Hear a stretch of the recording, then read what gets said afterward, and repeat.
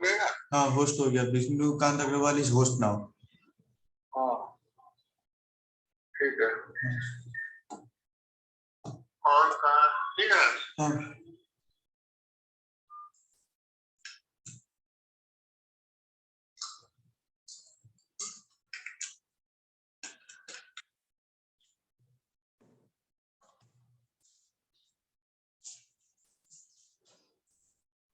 विष्णु विकास उनका ज्वाइन कर लिया है।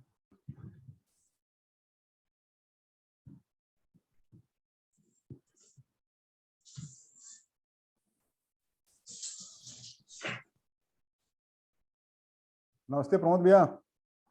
हाँ नमस्कार नमस्कार, good evening. Good evening, good evening. नमस्कार विष्णु जी।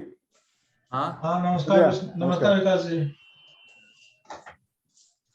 शुभम भी ज्वाइन कर रखा है। हाँ शुभम भी लगता है ज्वाइन कर रखा है। हाँ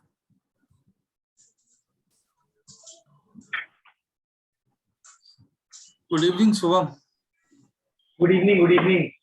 good evening Shubham. Good evening भैया, गुड इवनिंग। कैसे हैं? बस एकदम मस्त है ना। Good to see you. Same here, same here. Jay, क्या हाल चाल है? You are muted, you are muted. हाँ अच्छा, आप कैसे हो भैया? एकदम बढ़िया भाई। और तुमसे ये पूछना कि तुम कैसे हो ये गलत होगा। ले लो मजा अभी। बाद में बात करेंगे भैया। बाद में बात करेंगे।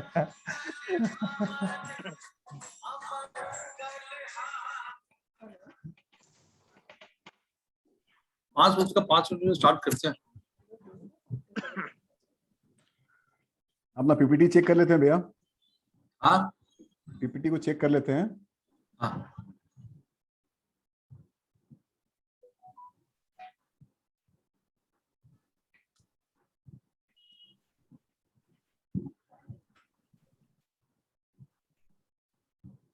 अटेंडेंस बहुत कम हुई। जितने लोग रजिस्ट्रेशन करते हैं उतने लोग अटेंड ही नहीं करते हैं। दिक्कत क्या है?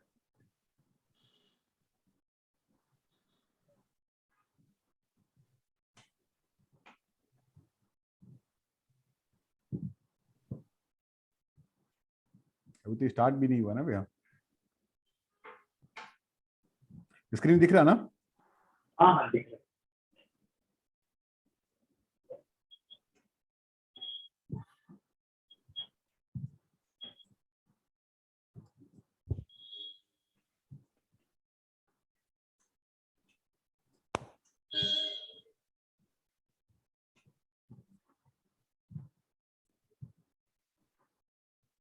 अच्छा ना भैया, अपने लोग अच्छा इंटरेक्टिव सेशन हो जाएगा पूरा।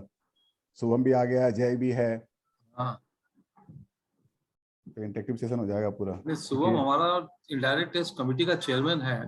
ओके। ये हमेशा अटेंटिव रहता है। कोई भी प्रोग्राम करते हैं ना हाँ हाँ तो हाँ, उसमें पूरा इसका सपोर्ट रहता है।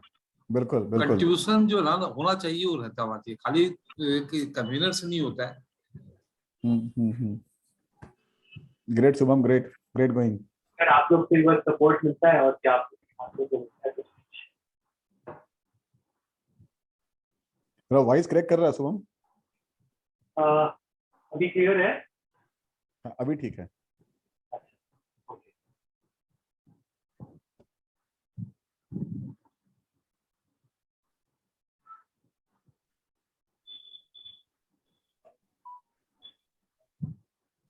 अटेंडेंस बहुत कम होती है। क्या बात है? आज खाली 22 आदमी अभी तक अटेंड कर रहे हैं, जिसमें 4 तो हम ही लोग हैं। भैया ऑनलाइन प्रोग्राम भी तो बहुत होता है ना भैया। प्रोग्राम होता है लेकिन अटेंडेंस फिर भी मिलती है। 70, 100, 80, 100 करीब करीब आ जाते हैं फिर भी। अच्छा। एक्चुअली हम लोग की एसोसिएशन के मेंबरशिप स्ट्रेंथ अभी बहुत ज्यादा नहीं है ना। लोग जिस एसोसिएशन के साथ में बिलोंग करते हैं ना उनका प्रोग्राम जरूर करना चाहते हैं और उससे उसका भी फर्क पड़ जाता है। सही बात है। तुम तो मेंबर बन गया ना आप लोग का? विकास कहाँ बनाए भैया आप? नहीं बना है ना, कहाँ बनाए, कहाँ आप? तो तुम अभी बना देते हैं। बन गया तुम बात से। बस अब क्या?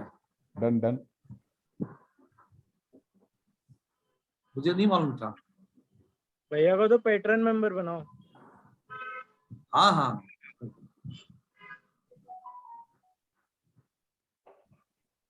चलो, we are going to start. It's now 5:05 हो गई है. We are going to start. Yes. Good evening, friends. Today we are going to have a seminar on a very, very important topic of Dr. Ayush Saraf from Guwahati, but he is sick. Yesterday he called me that he has a fever, viral fever of 2 degrees, and he may not be able to take the session.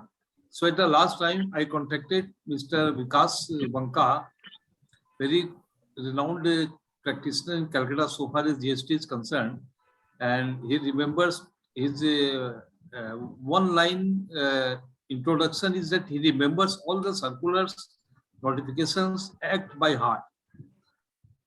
So Vikas, am I right?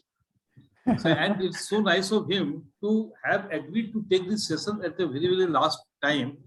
At once he said, okay, I will adjust myself, and he gave the confirmation in the morning. So thanks Vikas for your cooperation. Now coming to the subject, as we all know, we have done the GST audits.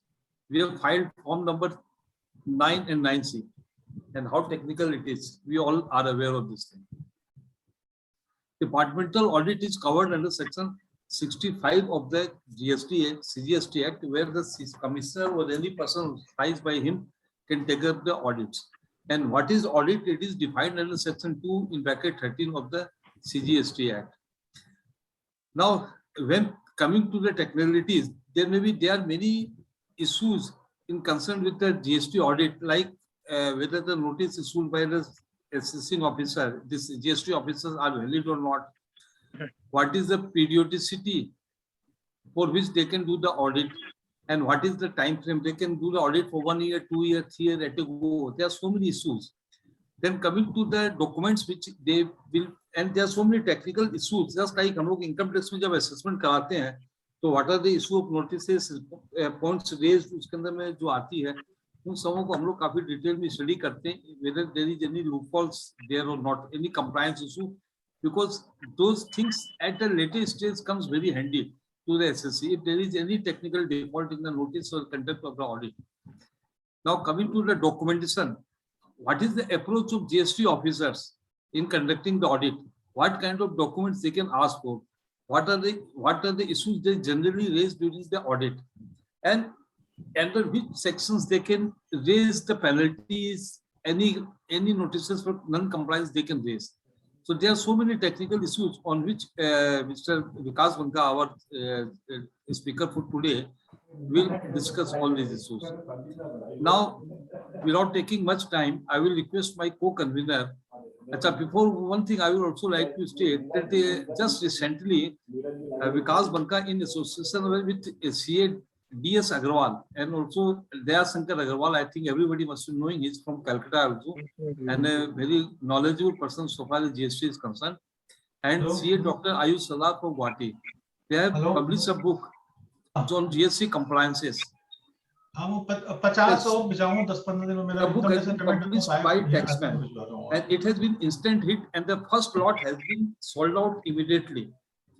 And they have made an attempt to narrate all the compliances which has been to be complied with the SSC, and as an auditor we have to help our clients to comply with those things in a very, very methodical and very simple way. And it is a must for all the chartered accountants who are practicing in GST, and even if they are not practicing, because we are doing audit, we have to go for the do the audit of the GST compliances. So it is a very, very handy book for all the chartered accountants also. And now, without taking much time, I will request Jay Agarwal, C. Jay Agarwal, to formally introduce Vikas, and then hand over the proceedings to him to carry forward. Thank you. Thank you, Pramod Bhaiya. It's a great honor for me to introduce Vikas Bankaji, like my mentor. In one word, if I am to say about sir, is like he's the encyclopedia of Calcutta in the matter of GST. Like anywhere and everywhere, if you are stuck, the one person you can trust upon is like Vikas Bhaiya. Like so, giving a brief details about his profile is like CA Vikas Banka is a practicing chartered accountant. He has secured All India 31st rank in CA intermediate examinations in May '98. He has an overall 21 years of experience in the field of audit, direct and indirect taxations. Sorry, the screen just. He provides consultancy to various business houses on a wide range of issues and also handles their litigation matters, including the ERP and accounting software implementations in line with the GST, along with a newly introduced e-invoicing system. He was invited to be the faculty member for providing training to the audit team officers of Bihar Commercial Taxes. And before that, he was a part of GST training program to the senior officers of commercial taxes of Department of West Bengal, up to the level of joint and special commissioners. At present, he is the chairman of the Membership Growth Database Management Social Media Subcommittee of ACAE, a member of Indirect Taxes Committee of the TPA, and was a member of editorial board of VIP E-Magazine's E-Z-Line. Before that, he was a special invitee to Kolkata study group formed by the Indirect Tax Committee of ICI. He has actively contributed in the preparation of the revised technical guide on GST annual return, guidance note on accounting treatment on GST, vetting of the published background material on GST, and guidance note to the bank branch audit. He has, to his credit, many write-ups and articles in various magazines and Tax Guru. He is a regular speaker on various GST related topics like annual return, audit, ITC, refund, and so on, different forums like EIRC, CIRC, NIRC, and its branches and chapters like ACA, DTPA, VIPCA study circle.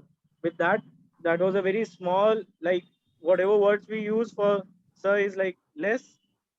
So I would like to request sir to kindly take over the session and enlighten us with the relevant provisions and of the law, which will help us in conducting our GST audit for the clients.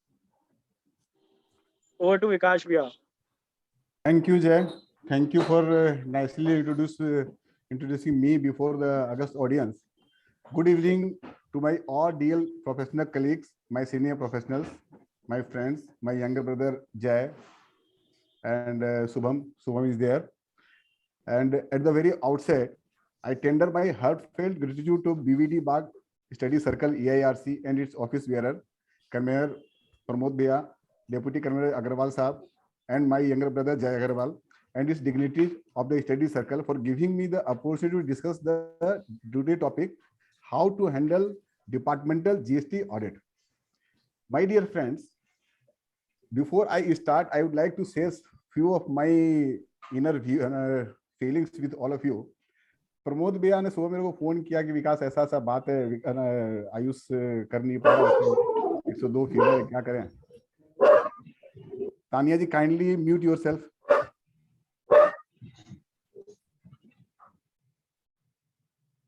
Thank you.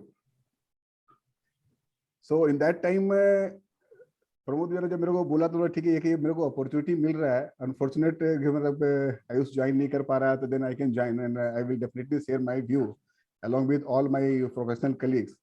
ये जब भी अपने कोई seminar या GD वगैरह करते हैं प्रमोद भैया, तो I think this is the two way traffic.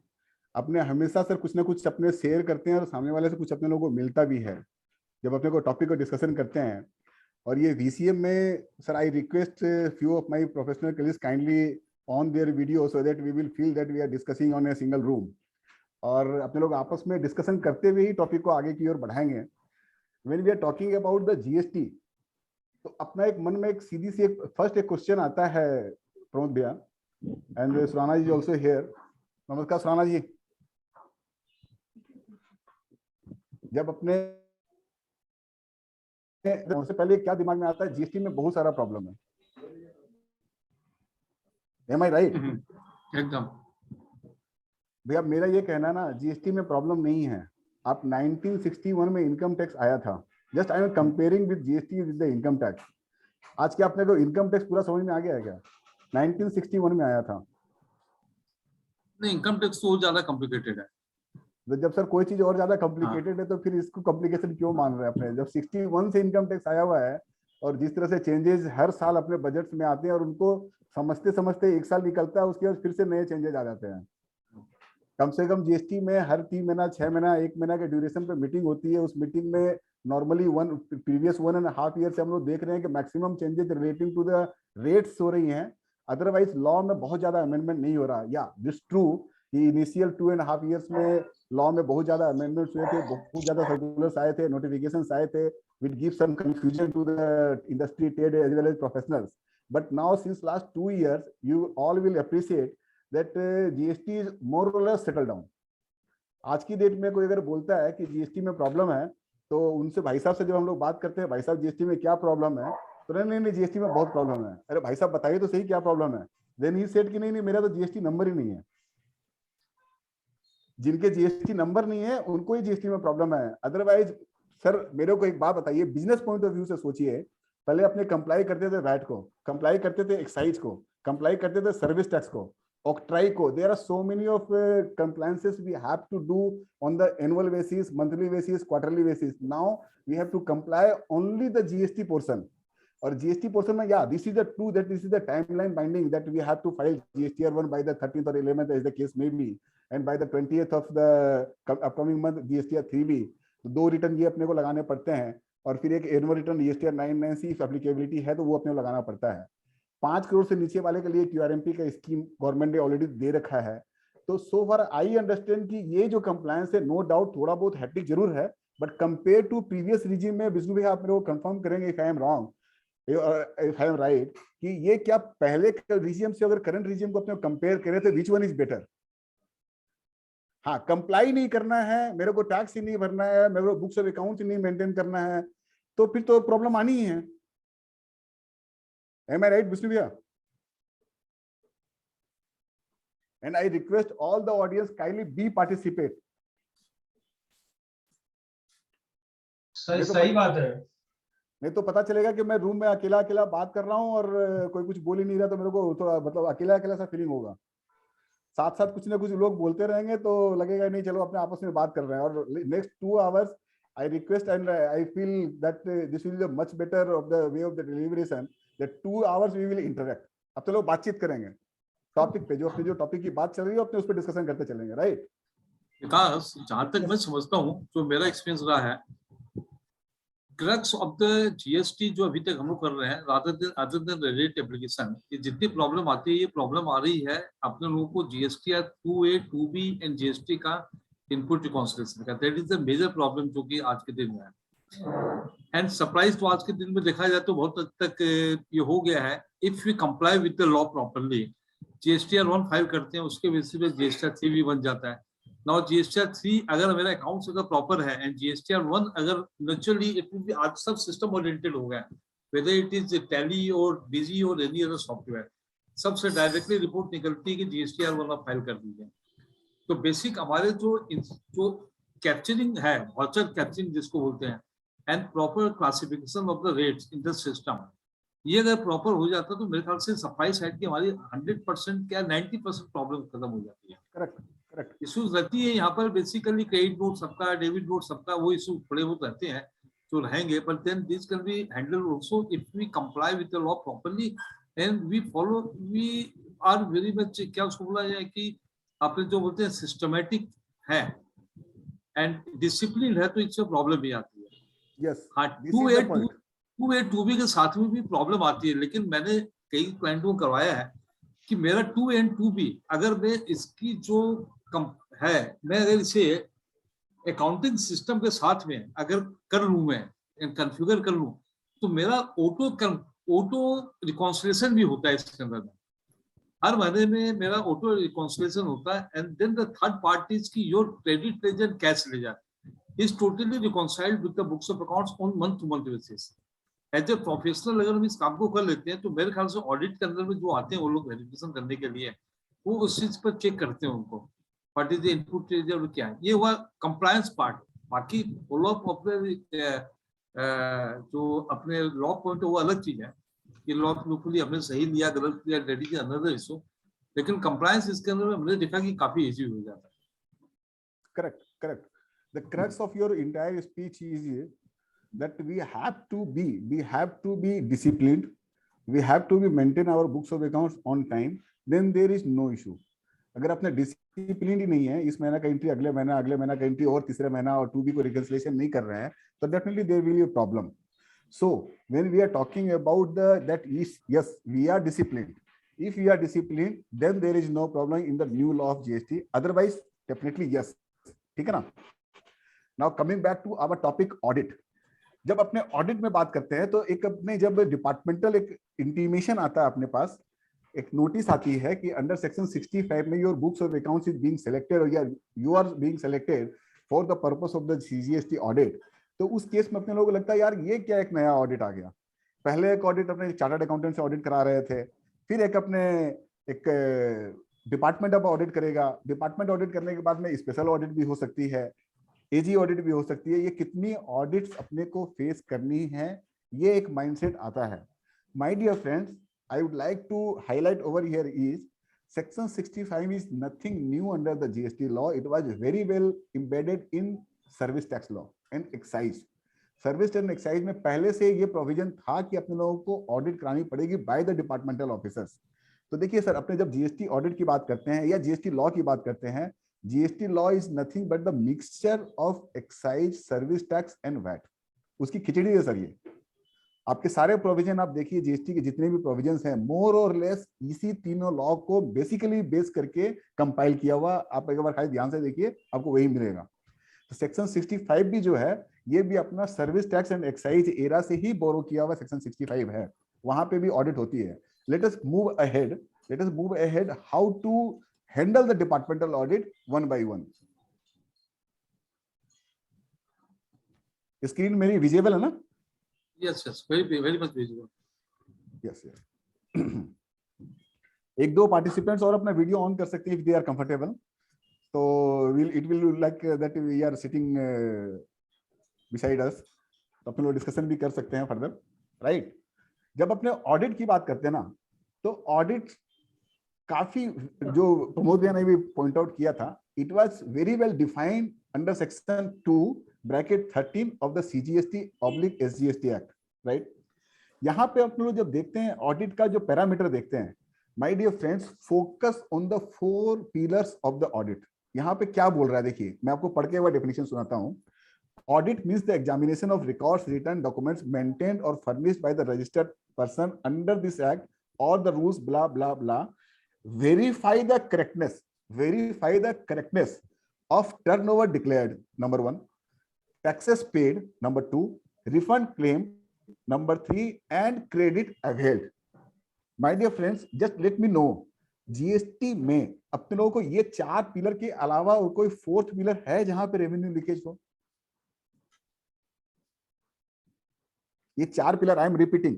नीचे में सबसे लास्ट में to assess its compliance with the provisions of this act, ये थोड़ा स्कोप को वाइड कर देता है। यस, नहीं, ये जो स्कोप को वाइड कर रहा है, ultimately what they will find out that in line with the compliances whether turnover declared was short declared और whether tax paid was short paid और refund claim was short paid, excess claim, like that they will find out.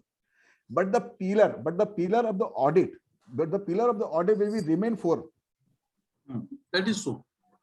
भाई आपने compliance नहीं किया, tax चोरी हुआ क्या, input credit मैंने ज्यादा ले लिया क्या कंप्लायंस के चक्कर में? अगर ज्यादा ले लिया तो बात करेंगे ना, ज्यादा नहीं लिया तो फिर कंप्लायंस में अगर कुछ है तो मैं उस टॉपिक को भी कवर करूंगा कि what is the objective of audit as per GSTM audit manual 2019।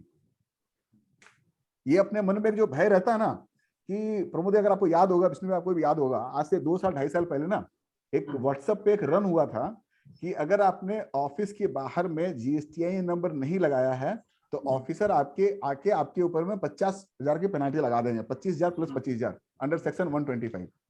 याद है? My dear friends, whenever you read section 125, उसके ठीक एक स्टेप नीचे सेक्शन 126 है, उसको पढ़िएगा एक बार।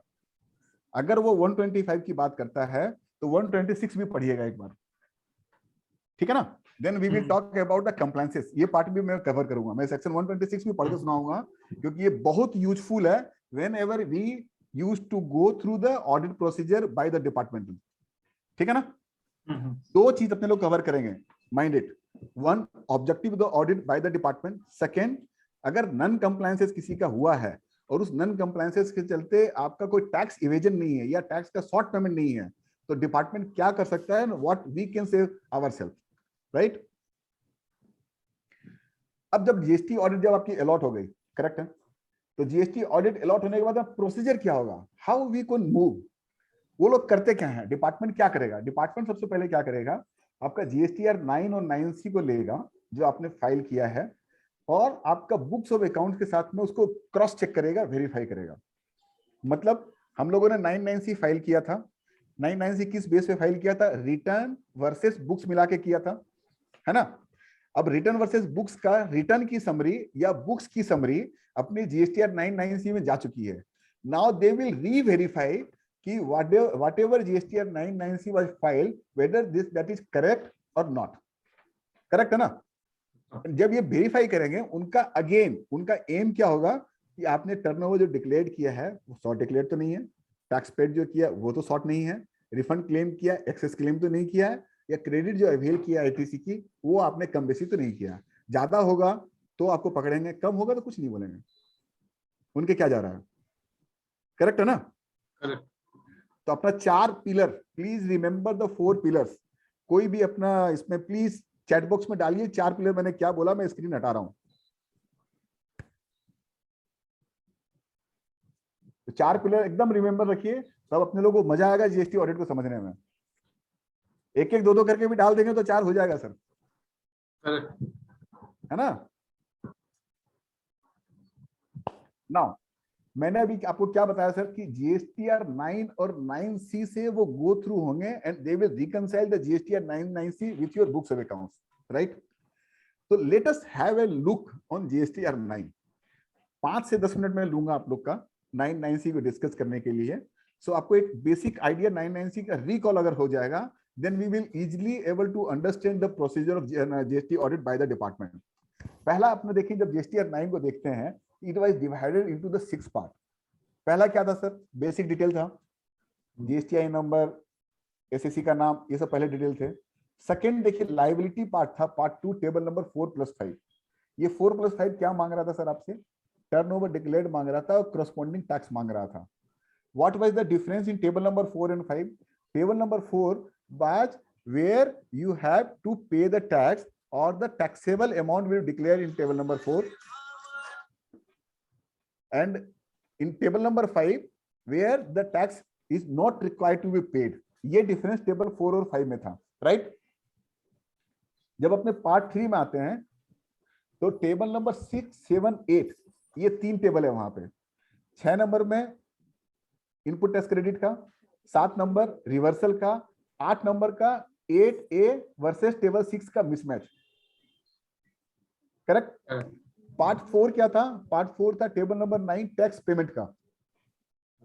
पार्ट 5 क्या था, प्लीज रिमेंबर, पार्ट 5 क्या था, पार्ट 5 इस साल का टर्नओवर अगले साल के रिटर्न में जो गया, मतलब फरवरी मार्च का कोई टर्नओवर अगर छूट गया है या आपका इनपुट टैक्स क्रेडिट छूट गया है, वो करस्पॉन्डिंग अमाउंट हमने सब्सिक्वेंट मंथ्स में लिए हैं, अप्रैल मई जून में अगर डिक्लेयर किए हैं, वो पार्ट 5 आता है।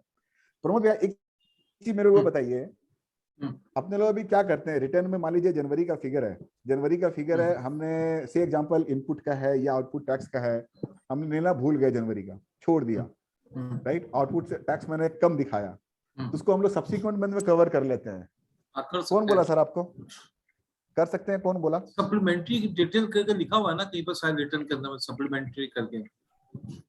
नहीं, सप्लीमेंट्री डिटेल जीएसटीआर 3B में कहीं नहीं है सर। 3B में नहीं है, जीएसटीआर 1 में है ना, नहीं कहीं पर है कहीं पर है शायद। सर मैं 3B की बात कर रहा हूँ। नहीं 3B में नहीं है, 3B में कहीं नहीं है, 3B में नहीं है। हाँ तो टैक्स तो मेरा 3B से ही जाएगा ना, मैंने 3B का जनवरी का टैक्स जनवरी में देना भूल गया। लेकिन जीएसटीआर 1 के अब जीएसटीआर 1 के अंदर में जो देते हैं इनवॉइस वाइज डिटेल, तो उससे वो चीज कैप्चर हो जाती है ना सर। टैक्स पेमेंट नहीं हुआ ना उससे, टैक्स पेमेंट तो नेचुरल 3B से होता है, वो तो 3B से हुआ। तो मेरा जीएसटीआर 1 जनवरी का सही गया है। हाँ। लेकिन मैं 3B जब लगाया तो 10 लाख का शॉर्ट टैक्स पेमेंट कर दिया। हाँ। तो मैं फरवरी में पेमेंट कर देता हूँ। हाँ। क्यों करते हैं, कौन बोला आपको करने के लिए? My question is that. Okay, आपका पीपीटी में लिखा है circular 26। yes, please note down this circular. This is very much important circular number 26/26 2017, 29 December 2017 evening 7:30. हाँ हाँ सर 7:30 में टाइम क्यों बता रहा हूँ कि 7:15 तक मैंने जब कंप्यूटर में देखा था कोई भी सर्कुलर नहीं था ऑफिस से निकलते समय में। फिर मैं जब 7:25 पे दोबारा देखा तो सर्कुलर आ गया, मैं उसको प्रिंट आउट निकाला और लेके चला गया साथ में। और मैं इसको रास्ते में पढ़ते पढ़ते जा रहा था। Till that time, in my opinion, this was the best circular what the CBIC has issued. क्या था ये सर्कुलर से? मैं आपको थोड़ा सा एक बार वॉक थ्रू करा रहा हूँ। तो ये सारे इंपॉर्टेंट पॉइंट्स हैं जो आपको जीएसटी ऑडिट में लगेंगे। डिपार्टमेंट आपको ये बात बोलेगा कि जनवरी का फिगर आपने फरवरी में दिखाया, मार्च में दिखाया, या इनपुट टैक्स क्रेडिट आपने बाद में लिया, कम लिया, रिवर्सल किया, आईजीएसटी का पे कर दिया, सीजीएसटी एसजीएसटी उल्टा पुल्टा कर दिया, आपने बाद में ठीक कर लिया, क्यों कर लिया, कैसे कर लिया? These type of question they are going to ask. My dear friends, please refer circular number 26 by 2017. ये सर्कुलर बोलता क्या है? जीएसटीआर 3B टिल डेट हम लोग आज तक अमेंड नहीं कर पाएंगे। आगे के लिए अभी इस पर काउंसिल मीटिंग में 47 काउंसिल मीटिंग में they have permitted, they are going to allow to change the GSTR 3B even, amend the GSTR 3B even. But till date there is no provision, there is no mechanism to change the GSTR 3B. अब तो लोग amend नहीं कर पा रहे हैं GSTR 3B को, right है ना? तो आज हमने वहां पे देखिए 6 टाइप के मिस्टेक, वहां पे टोटल 7 मिस्टेक है। 7th मिस्टेक जो है वो अब आज के डेट में इररिलेवेंट है, that is related to the PMT 09, उसको मैं छोड़ रहा हूं। अपनी जो 6 तरह की मिस्टेक है, 3 is relating to output tax and 3 is relating to the input. Output tax में क्या भूल करते हैं सर? हम लोग भूल करते हैं कि इस साल का इस महीना का इनपुट आउटपुट है, इस महीना का इनपुट अगले महीने में आउटपुट दे रहे हैं, या शॉर्ट पेमेंट कर रहे हैं, एक्सेस पेमेंट कर रहे हैं, या आईजीएसटी का सीजीएसटी एसजीएसटी, सीजीएसटी का आईजीएसटी में पेमेंट कर रहे हैं, राइट है ना? उल्टा यही 3 मिस्टेक होगी आउटपुट टैक्स में। Please confirm on the chat box. Sir ऐसा लगे कि सबको यहाँ पार्टिसिपेशन हो रहा है, लोग सुन रहे हैं मेरे को, राइट? अपने मिस्टेक्स यही करते हैं। प्रमोद भैया आप तो सुन ही रहे हैं, बाकी लोग कहाँ हैं? बाकी लोग सब बाकी लोग भी चैट बॉक्स में डालिए। मैं रिपीट कर रहा हूँ सर। आउटपुट टैक्स में 3 तरह की मिस्टेक हो सकती है। पहला, आपने शॉर्ट रिपोर्ट किया, दूसरा एक्सेस रिपोर्ट किया, तीसरा रॉन्ग रिपोर्ट किया। रॉन्ग रिपोर्ट किया आईजीएसटी का सीजीएसटी एसजीएसटी में, सीजीएसटी एसजीएसटी का आईजीएसटी में। इसके अलावा क्या आउटपुट टैक्स में और कोई मिस्टेक कर सकते हैं? रेट का डिफरेंस के कारण हो सकता है। Your view relating to tax liability, can you make any other mistake in GSTR 3B other than these 3? ये रेट एप्लीकेशन गलत करने से तो रेट हमारा वो भी तो हो गया ना। अच्छा 3B में तो वो नहीं जाता, वो तो चलिए। मैं टैक्स रिलेटेड ये 3 मिस्टेक के अलावा GSTR 3B में और कोई मिस्टेक मेरी नजर में नहीं हो सकती, ठीक है ना? ये तीनों मिस्टेक को करेक्ट करने का मैकेनिज्म सर्कुलर नंबर 26 में दिया हुआ है। अपने जो GSTR 9 देखते हैं, GSTR 9 का table number 10 and table number 11, these 2 tables is related। हाँ, क्या बोलता है कि आपने अगर सीजीएसटी एसजीएसटी ज्यादा पेमेंट किया है तो आप बाद में पेमेंट कर लीजिए, बाद में उसको काट लीजिए। आपने कम पेमेंट किया तो बाद में पे कर दीजिए, मतलब टेबल 10 और 11 में वैसा वैसा रिपोर्ट कर दीजिए, ठीक है ना? सेम प्रोविजन आप देखिए, सेम मिस्टेक आपका आईटीसी में भी अप्लाई होता है। आपने कम लिया, ज्यादा ले लिया, या आईटीसी का आपका आईजीएसटी का सीजीएसटी एसजीएसटी में, या वाइस वर्सा ले लिया, वो मिस्टेक भी वहीं पे 6 मिस्टेक, सेम मिस्टेक आपका सर्कुलर नंबर 26 में दिया हुआ है।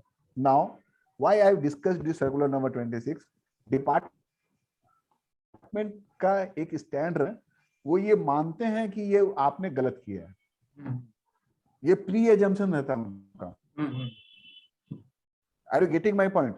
उनका ये प्री एजम्पशन रहता है कि जो उनको नहीं मालूम है मतलब आपने गलत किया है, तो अपने को उनको बताना पड़ेगा, सर ये सर्कुलर 26 में पार्ट 5 में फिगर मेरा डाला हुआ है, ठीक है ना? This is all about GSTR 9 in summary. GSTR 9 को एक एट ए ग्लांस अगर अपने देखते हैं तो ये एक सिंगल पेजर है। मैं अपना पीपीटी शेयर कर लूंगा Pramod, please share this PPT with my professional colleagues. Sure. ये सिंगल पेजर है जीएसटीआर 9 का। 4 + 5 + 10 - 11 = turnover as per books of accounts. Tax paid 9 + 14. ITC 6 - 7 - 12 + 13. बाकी नीचे के सारे टेबल ऑप्शनल है। आपको भरने का मन है भरिए, नहीं भरने का मन है मत भरिए, ठीक है ना? अब मैं क्यों बोला सर ऑप्शनल है?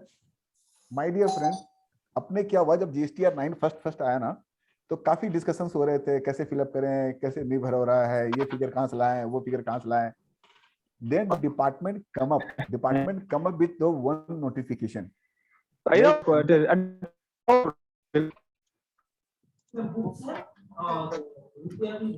सर जो पार्टिसिपेट नहीं कर रहे काइंडली म्यूट रखें अपने आप को प्लीज, वो बैकग्राउंड म्यूजिक आ रहा है.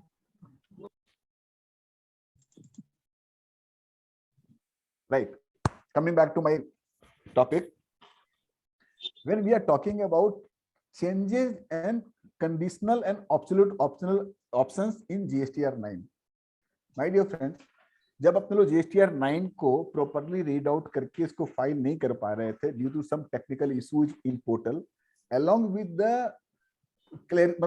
principal differences with the portal and the law in GSTR 9, government come up with one notification. Please take a note of this. Notification number 56. अब तक 56 नोट कर लीजिए सर. अब तक 56 कब आया ये अब तक 56 आया चिल्ड्रंस डे पे 14 नवंबर 2019 को. चिल्ड्रन डेज पे ये एक चॉकलेट हम लोगों को मिली.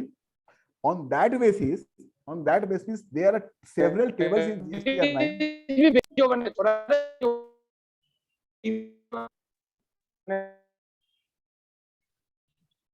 Hello, am I audible? Yes. ये कोई बैक में एक बार प्रमोद में देखिए ना, किसी का शायद कोई ऑन कर रखे हैं और बैकग्राउंड का प्रॉब्लम हो रहा है. चेक करिए ना, देखिए ना, चेक करिए भैया, उसको म्यूट कर दीजिए प्लीज.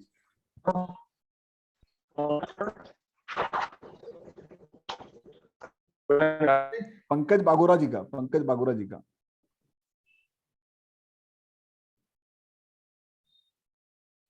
ठीक है ना. Rahul, I am audible now? Yes. Yes. हाँ नोटिफिकेशन नंबर 56 आया था 14 नवंबर 2019 को. ये नोटिफिकेशन अपने लोग काफी ऑप्शंस दिया कि ये टेबल में डेटा भरने का मन है भरिए, नहीं भरने का मन है मत भरिए. सेकेंड ऑप्शन दिया कि नहीं, इसको भरना होगा with this condition. So there is two types of optional given in GSTR 9, that is conditional optional and absolute optional. मैं क्यों बता रहा हूँ सर ये बात, ये अपने जब GSTR 9 से चुकी फाइल हो चुके हैं तो वहां पे कुछ डेटा हम लोगों ने due to this notification number 56 हमने फिलअप नहीं किया. तो अब डिपार्टमेंटल ऑफिसर ये क्वेश्चन उठा रहे हैं कि आपने ये डेटा क्यों नहीं भरा यहाँ पे. In that case we can tender notification number 56. Let us discuss इसमें क्या कंडीशनल ऑप्शनल था, क्या एब्सोल्यूट ऑप्शनल था. कंडीशनल ऑप्शंस थे T4 एंड T5. यहाँ पे आउटवर्ड सप्लाई से जो रिलेटेड थे उसमें T5 का जो टेबल था कंप्लीटली आप ब्लैंक छोड़ दीजिए और उसका इंपैक्ट टेबल नंबर 4 में रिपोर्ट कर दीजिए. ये ऑप्शन था. अगर किसी ने किया है तो that is not wrong. Department ये नहीं बोल सकता कि ऑटो पॉपुलेटेड हो जो फिगर आया आपने क्यों चेंज किया. ITC में 6, 7, 8 वहां पे भी कंडीशनल ऑप्शनल था. जैसे टेबल नंबर 6A का जो ब्रेकअप है अपने B से H तक भरना पड़ता है. 6B to 6H तक we need to fill up. And there is the breakup for capital goods, input and input services. Now this was the optional that you have to fill up the table number 6B to 6H, but you have the option you don't break in input services and capital goods. You can put the entire figure in inputs. Like table number 9, there is no changes. 10 and 11, there is no changes. You have to report. 12, 13, this was the optional. Absolute optional. भरना ही नहीं है आपको. आपकी मर्जी है भरिए, नहीं मर्जी है मत भरिए. जो 12, 13 क्या था इनपुट टेस्ट क्रेडिट का? इनपुट टेस्ट क्रेडिट जो आपने नेक्स्ट सब्सिक्वेंट ईयर में लिया या रिवर्स किया तो 12, 13 उसकी थी. वो अगर आपने ब्लैंक छोड़ दिया है नो हार्ड, कोई बात नहीं है. नोटिफिकेशन नंबर 56 आपको अलाउ कर रहा है ऐसा करने के लिए. करेक्ट है ना. Table 14 tax paid no changes. 15, 16, 17, 18 ये सारे के सारे ऑप्शनल हो गए थे. नाउ कमिंग बैक, एक बार हम लोग GSTR 9 मेरे को सर चैट बॉक्स में कंफर्म करिए कि एक बार रिकॉल हो चुका है 9 GSTR 9 रिकॉल हो गया. Then I will move ahead with the section 35. Second limb of the audits.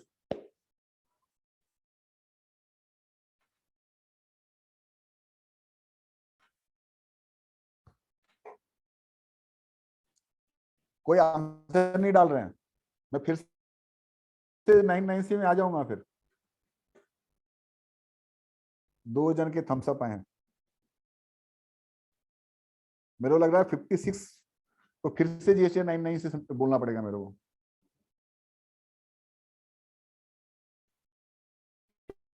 क्या प्रमोद भैया फिर से स्टार्ट करें 99 से? आप अनम्यूट है, आप म्यूटेड है भैया। नहीं 9 तो अपने कर ही चुके हैं, अभी 9C के बाद में 2 बोलना है। 9C is the indirect 9C method, is not needed. 9C is not needed. Not needed. Yes. और ऐसे देखा जो Coming to the 9 accounts and other records. Yes, please Pramod भैया। नहीं मैं बोलता हूँ 9 डायरेक्ट मेथड और 9C इनडायरेक्ट मेथड रिकॉन्सिलिएशन है बेसिकली। वो क्या है?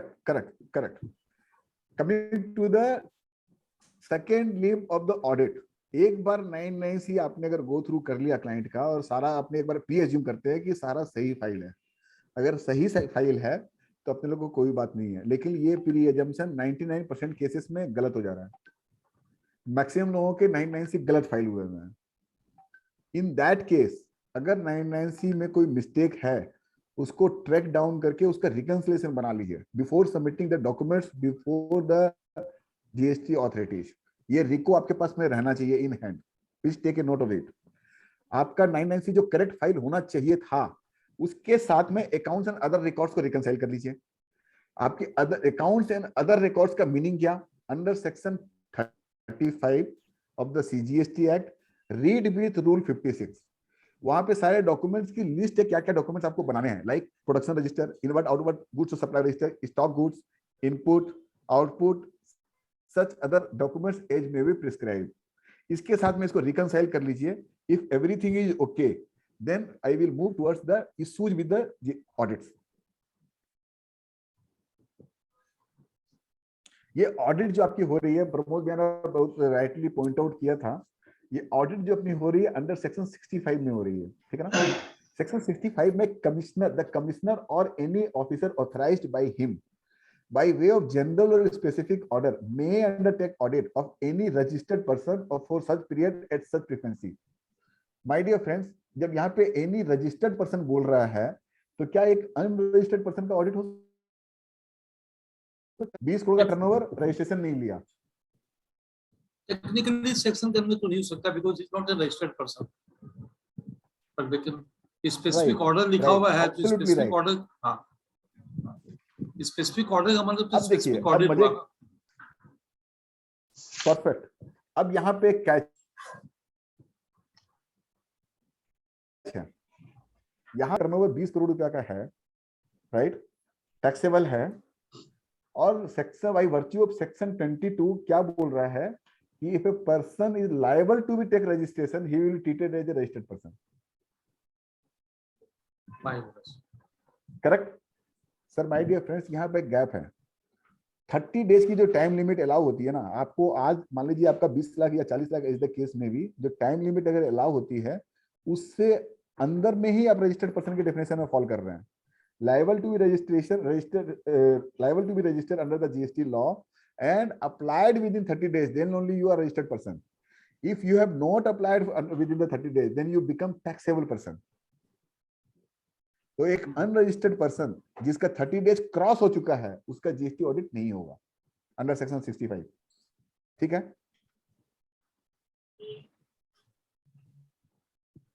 अब ये क्वेश्चन आता है सर ये ऑडिट करेंगे कहां पे?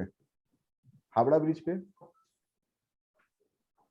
विक्टोरिया में बैठ के, आपकी ऑफिस में या अपनी ऑफिस में? 4 options I have given. Howrah bridge, Victoria में बैठ के, अपनी ऑफिस या आपकी ऑफिस? अपनी ऑफिस में करने चाहिए, डिपार्टमेंट ये उनकी चॉइस है। अपनी ऑफिस या रजिस्टर्ड पर्सन की ऑफिस उनकी चॉइस है। तो ये उनकी चॉइस है। हावड़ा ब्रिज पे नहीं कर सकते हैं, आपके विक्टोरिया में भी नहीं कर सकते हैं, आइदर अपनी ऑफिस या आपकी ऑफिस, ये उनकी चॉइस है। We can not force him to produce, right. अब एक क्वेश्चन यहां पे आता है, मेजर क्वेश्चन यहां पे आता है when we are talking about the books of accounts, ठीक है ना। मेरा एक मैं एक रजिस्टर्ड पर्सन हूं, I have 30 branches all over India, I have 30 GSTIN all over India, right. मैं कौन सा बुक उसको फाइनेंशियल स्टेटमेंट दूं, कौन सा दूं, कंसोलिडेटेड वाला या सिंगल?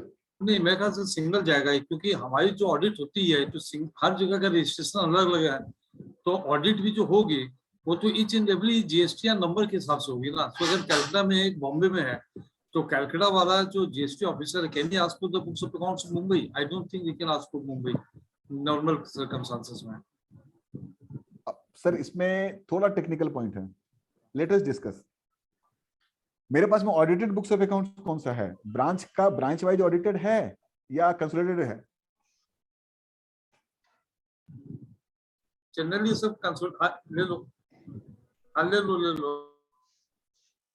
कंसोलिडेटेड, नॉर्मली कंसोलिडेटेड ही रहता है। कंसोलिडेटेड ही रहेगा, ब्रांच वाइज तो ऑडिट होगा नहीं हमारी। तो मेरे जो ऑडिटेड फाइनेंशियल स्टेटमेंट्स जो मैंने GSTR 9C में अटैच किए थे, दैट वाज कंसोलिडेटेड। अब डिपार्टमेंट क्या मेरे से उस GSTIN का ट्रायल बैलेंस मांग सकता है? ट्रायल बैलेंस मांगेगा नहीं तो वेरीफाई कैसे करेगा? ट्रायल बैलेंस मांगेगा, राइट। किस सेक्शन में मांगेगा? That is section 71(2). स्पेसिफिकली लिख रहे हैं यहाँ पे, every person in charge of place referred in subsection 1 shall on demand make available to the blah blah blah audit party deputed by the proper officer और a cost accountant blah blah blah trial balance and और it's equivalent. Correct. तो ये मेरे trial balance वो मेरे से demand करेंगे sir उस GSTIN का जिनका वो ऑडिट कंडक्ट कर रहे हैं। तो यहाँ पे मल्टीपल GSTIN है, please prepare trial balance according to that GSTIN only, और अकॉर्डिंगली यू मूव अहेड। ठीक है ना? Now let us discuss important pointers जो मैं आपको बोला था। अपने जब ऑडिट कराने जाएंगे ना, ये एक बार GSTR 9 का रिको वगैरह कर लिए, बुक्स ऑफ अकाउंट्स का रिको कर लिए, नाउ यहां से हैसल स्टार्ट होगी, हर्डल्स यहां से स्टार्ट होगी। आई एम सॉरी,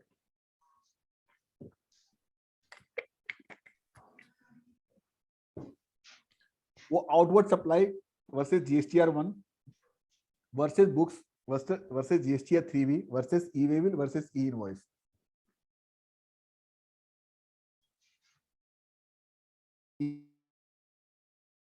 ई-इनवॉइस में नहीं था, उसके बाद ही आएगा। फर्स्ट आप रिकंसाइल करना होगा अपने को। अब यहां पे क्वेश्चन आता है, ई-वेबिल से रिलेटेड क्वेश्चन। हमने आउटवर्ड सप्लाई किया, ई-वेबिल बनाना भूल गए। ई-वेबिल में मेरा टर्नओवर आ रहा है 50 लाख का, 50 करोड़ का। आउटवर्ड सप्लाई मैंने 48 करोड़ से रिपोर्ट 52 करोड़ से रिपोर्ट किया, मतलब 2 करोड़ का ई-वेबिल मैंने कम बनाया। What department can do? अपने इश्यूज डिस्कस करते हैं one by one.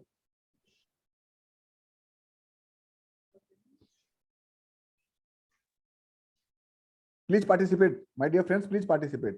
What department can do in case e-waybill portal shows that the turnover during the financial year 17-18 या 18-19 or 19-20 is the case may be each 48 crores, but you have discharged the tax on 50 crores. You forget to make the e-waybill of 2 crores. What the department can do? नहीं इसमें तो सिर्फ reconciliation ही देंगे, tax तो अपना payment किया हुआ out, बिल्कुल सही, आउटपुट लायबिलिटी तो अपने कंसीडर कर ही रखे हैं। बिल्कुल सही सर, बिल्कुल सही, बिल्कुल सही। This is the my point. अगर डिपार्टमेंट ये बोलता है कि आपको ई-वेबिल बनाना चाहिए था, आपने नहीं बनाया, राहुल ने बहुत अच्छा पॉइंट आउट किया, सेक्शन 126 रेफर करेंगे अगेन। आपको बनाना चाहिए था, आपने नहीं बनाया, नहीं बनाया। लेकिन नहीं बनाने से क्या हमने टैक्स पेमेंट नहीं किया? क्या टैक्स तो हमने पेमेंट किया है, तो दोबारा टैक्स क्यों लेंगे? पहला बात। और ई-वेबिल की requirement only on the way है।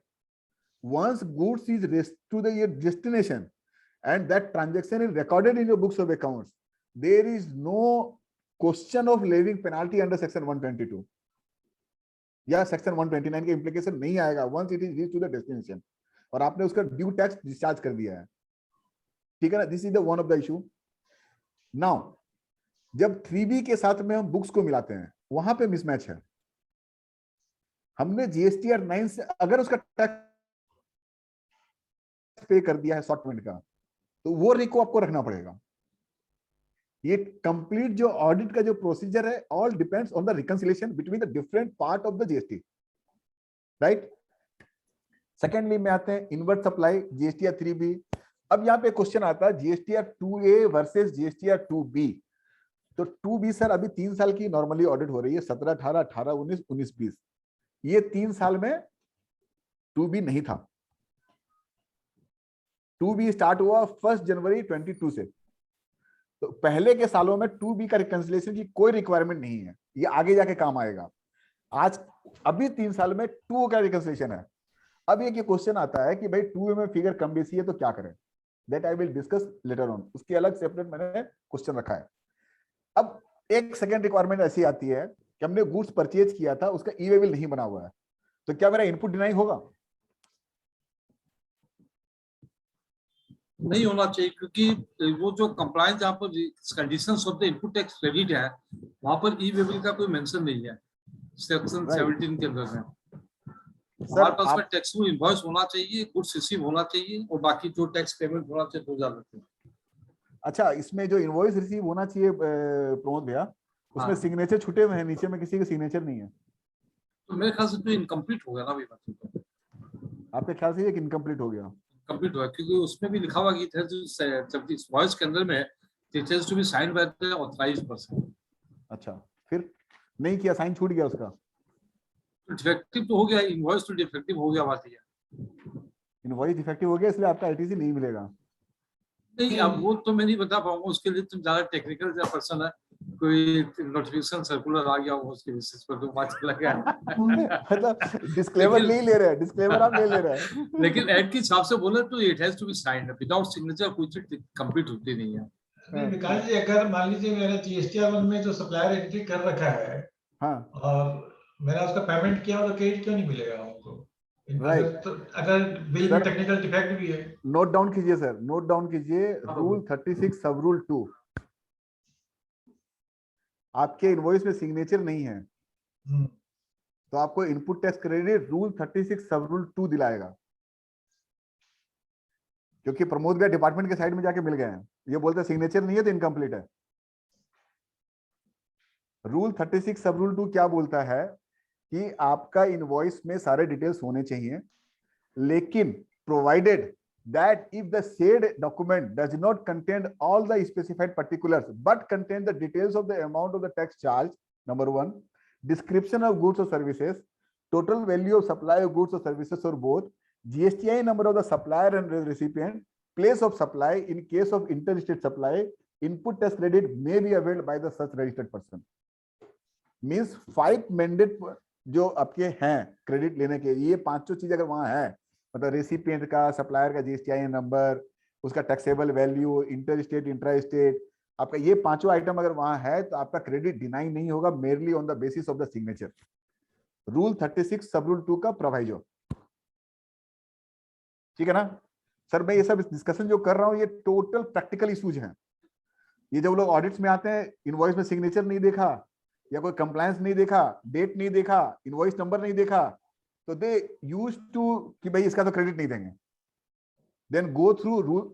यस प्रमोद, आप ये इसमें ये चीज है कि अगर हमारा जीएसटीआर 1 के अंदर में अगर डिटेल जा चुकी है तो शायद ये मेरे ख्याल से एक क्वेश्चन उठता है कि जब जीएसटीआर 1 में हो गया, it means it has been communicated to the SSC. GSTR 1 में गया है, जीएसटीआर 2 में आ गया मेरा, तो कम्युनिकेट तो हो ही गया है, तो इसलिए वो सेकंड स्टेप है भैया। फर्स्ट अच्छा। आपके पास में इनवॉइस तो होना चाहिए ना। आप सेक्शन 16 में 4 जो कंडीशन है उसमें इनवॉइस की कंडीशन है। उसमें इनवॉइस अब उसमें वो बोलेगा कि आपका इनवॉइस इनकम्प्लीट है, जैसे आप बोल रहे थे,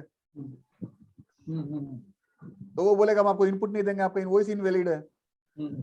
इसलिए मैं आपको बोला रूल 36 सब रूल 2 का रेफरेंस लीजिए और क्रेडिट आपकी वेल रिसीव्ड होगी, ठीक है ना? थर्ड एक इशू आता है, ITC only available when goods are received. मैं आपको इशू डिस्कस कर रहा हूँ, सारे जो इशूज आ रहे हैं ऑडिट में वो डिस्कस कर रहा हूँ। आपकी बैलेंस शीट में ये लिखा हुआ है कि 31 मार्च का जो गुड्स था वो इन ट्रांजिट था और आपने सब्सिक्वेंट ईयर में उसको रिसीव किया है और उसका इनपुट टैक्स क्रेडिट आप ले चुके हैं, तब क्या होगा? एक हाल से जिस साल में रिसीव करते हैं गुड्स उसी साल में वो लेना पड़ेगा। अगर लिए तो आप मुझे इसका reversal ख्याल नहीं करना चलेगा भैया, यहाँ या ना बताइए, ख्याल नहीं चलेगा, आइदर इधर या उधर, आप दोनों लड्डू हाथ में मत रखिए। चेक करना होगा FOR है या एक्स डिलीवरी है। राइट सर, इसमें देखिए कि ये मेजर इशू है कि रिसीव का मीनिंग क्या, whether it is talking about the physical receive of the goods at your principal place of business और your additional place of business is the case में भी, और it is talking about the title of the goods. I am giving you the best example of 5 such type of cases. अपने eastern India में सबको मालूम है, maximum लोग कोल trades को समझते हैं। कोल ट्रेडिंग का कॉन्सेप्ट क्या होता है? I am giving one of the example, practical example. Coal trading में क्या होता है, प्रमोद भैया ने ऑक्शन में 100 टन कोयला ले लेते हैं, पेमेंट इनको पहले ही करना पड़ता है, जैसे ही बिडिंग में सक्सेसफुल हुए पेमेंट कर दिए, पेमेंट करने के बाद में कोल इंडिया इनको एक डीओ देता है, ये डीओ ही ट्रेडेबल होता है बाजार में। प्रमोद भैया कभी भी गुड्स रिसीव तो छोड़ दीजिए, देखे तक नहीं है। प्रमोद भैया ने विष्णु भैया को दे दिया, विष्णु जी भैया ने राहुल को दे दिया, राहुल ने शुभम को दे दिया, शुभम ने मेरे को डीओ दे दिया। ये बीच की जो चेन है, बीच की चेन कभी गुड्स रिसीव नहीं किया सर, और ये बिल टू शिप टू का भी कॉन्सेप्ट नहीं है। तो ये चेन वाले सबका क्या इनपुट से क्रेडिट चला जाएगा क्या?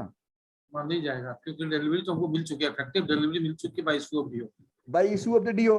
तो दैट मींस कि यहाँ पे अगर गुड्स का टाइटल इनवॉइस बनाते के साथ में ट्रांसफर हो गया, तो I am well entitled to get the input as credit, whether it is come into the possession of my transporter or my agent or my person, whoever there is, I can claim the credit. Books of accounts में हम लोग जो goods in transit दिखाते हैं, वो stock से reconciliation के लिए दिखाते हैं, अदरवाइज स्टॉक मैच नहीं करेगा, परचेज मैच नहीं करेगा। सिंपल बात है, when the property in the goods is transferred to the SSC, yes, मतलब हो गया। ये कब करना है सर? अगर आपने क्रेडिट ले ली है, एडवाइजेबल है, लिटिगेशन अवॉइड करना है, आपको कोई फाइनेंशियल इंपैक्ट नहीं आ रहा है, तो take the credit in the subsequent month. अगर आपने ले ली है तो this ground can be taken for the safety of the our tax payers, ठीक है ना। नेक्स्ट क्वेश्चन आता है, आपने 180 डेज में पेमेंट नहीं किया, क्या होगा?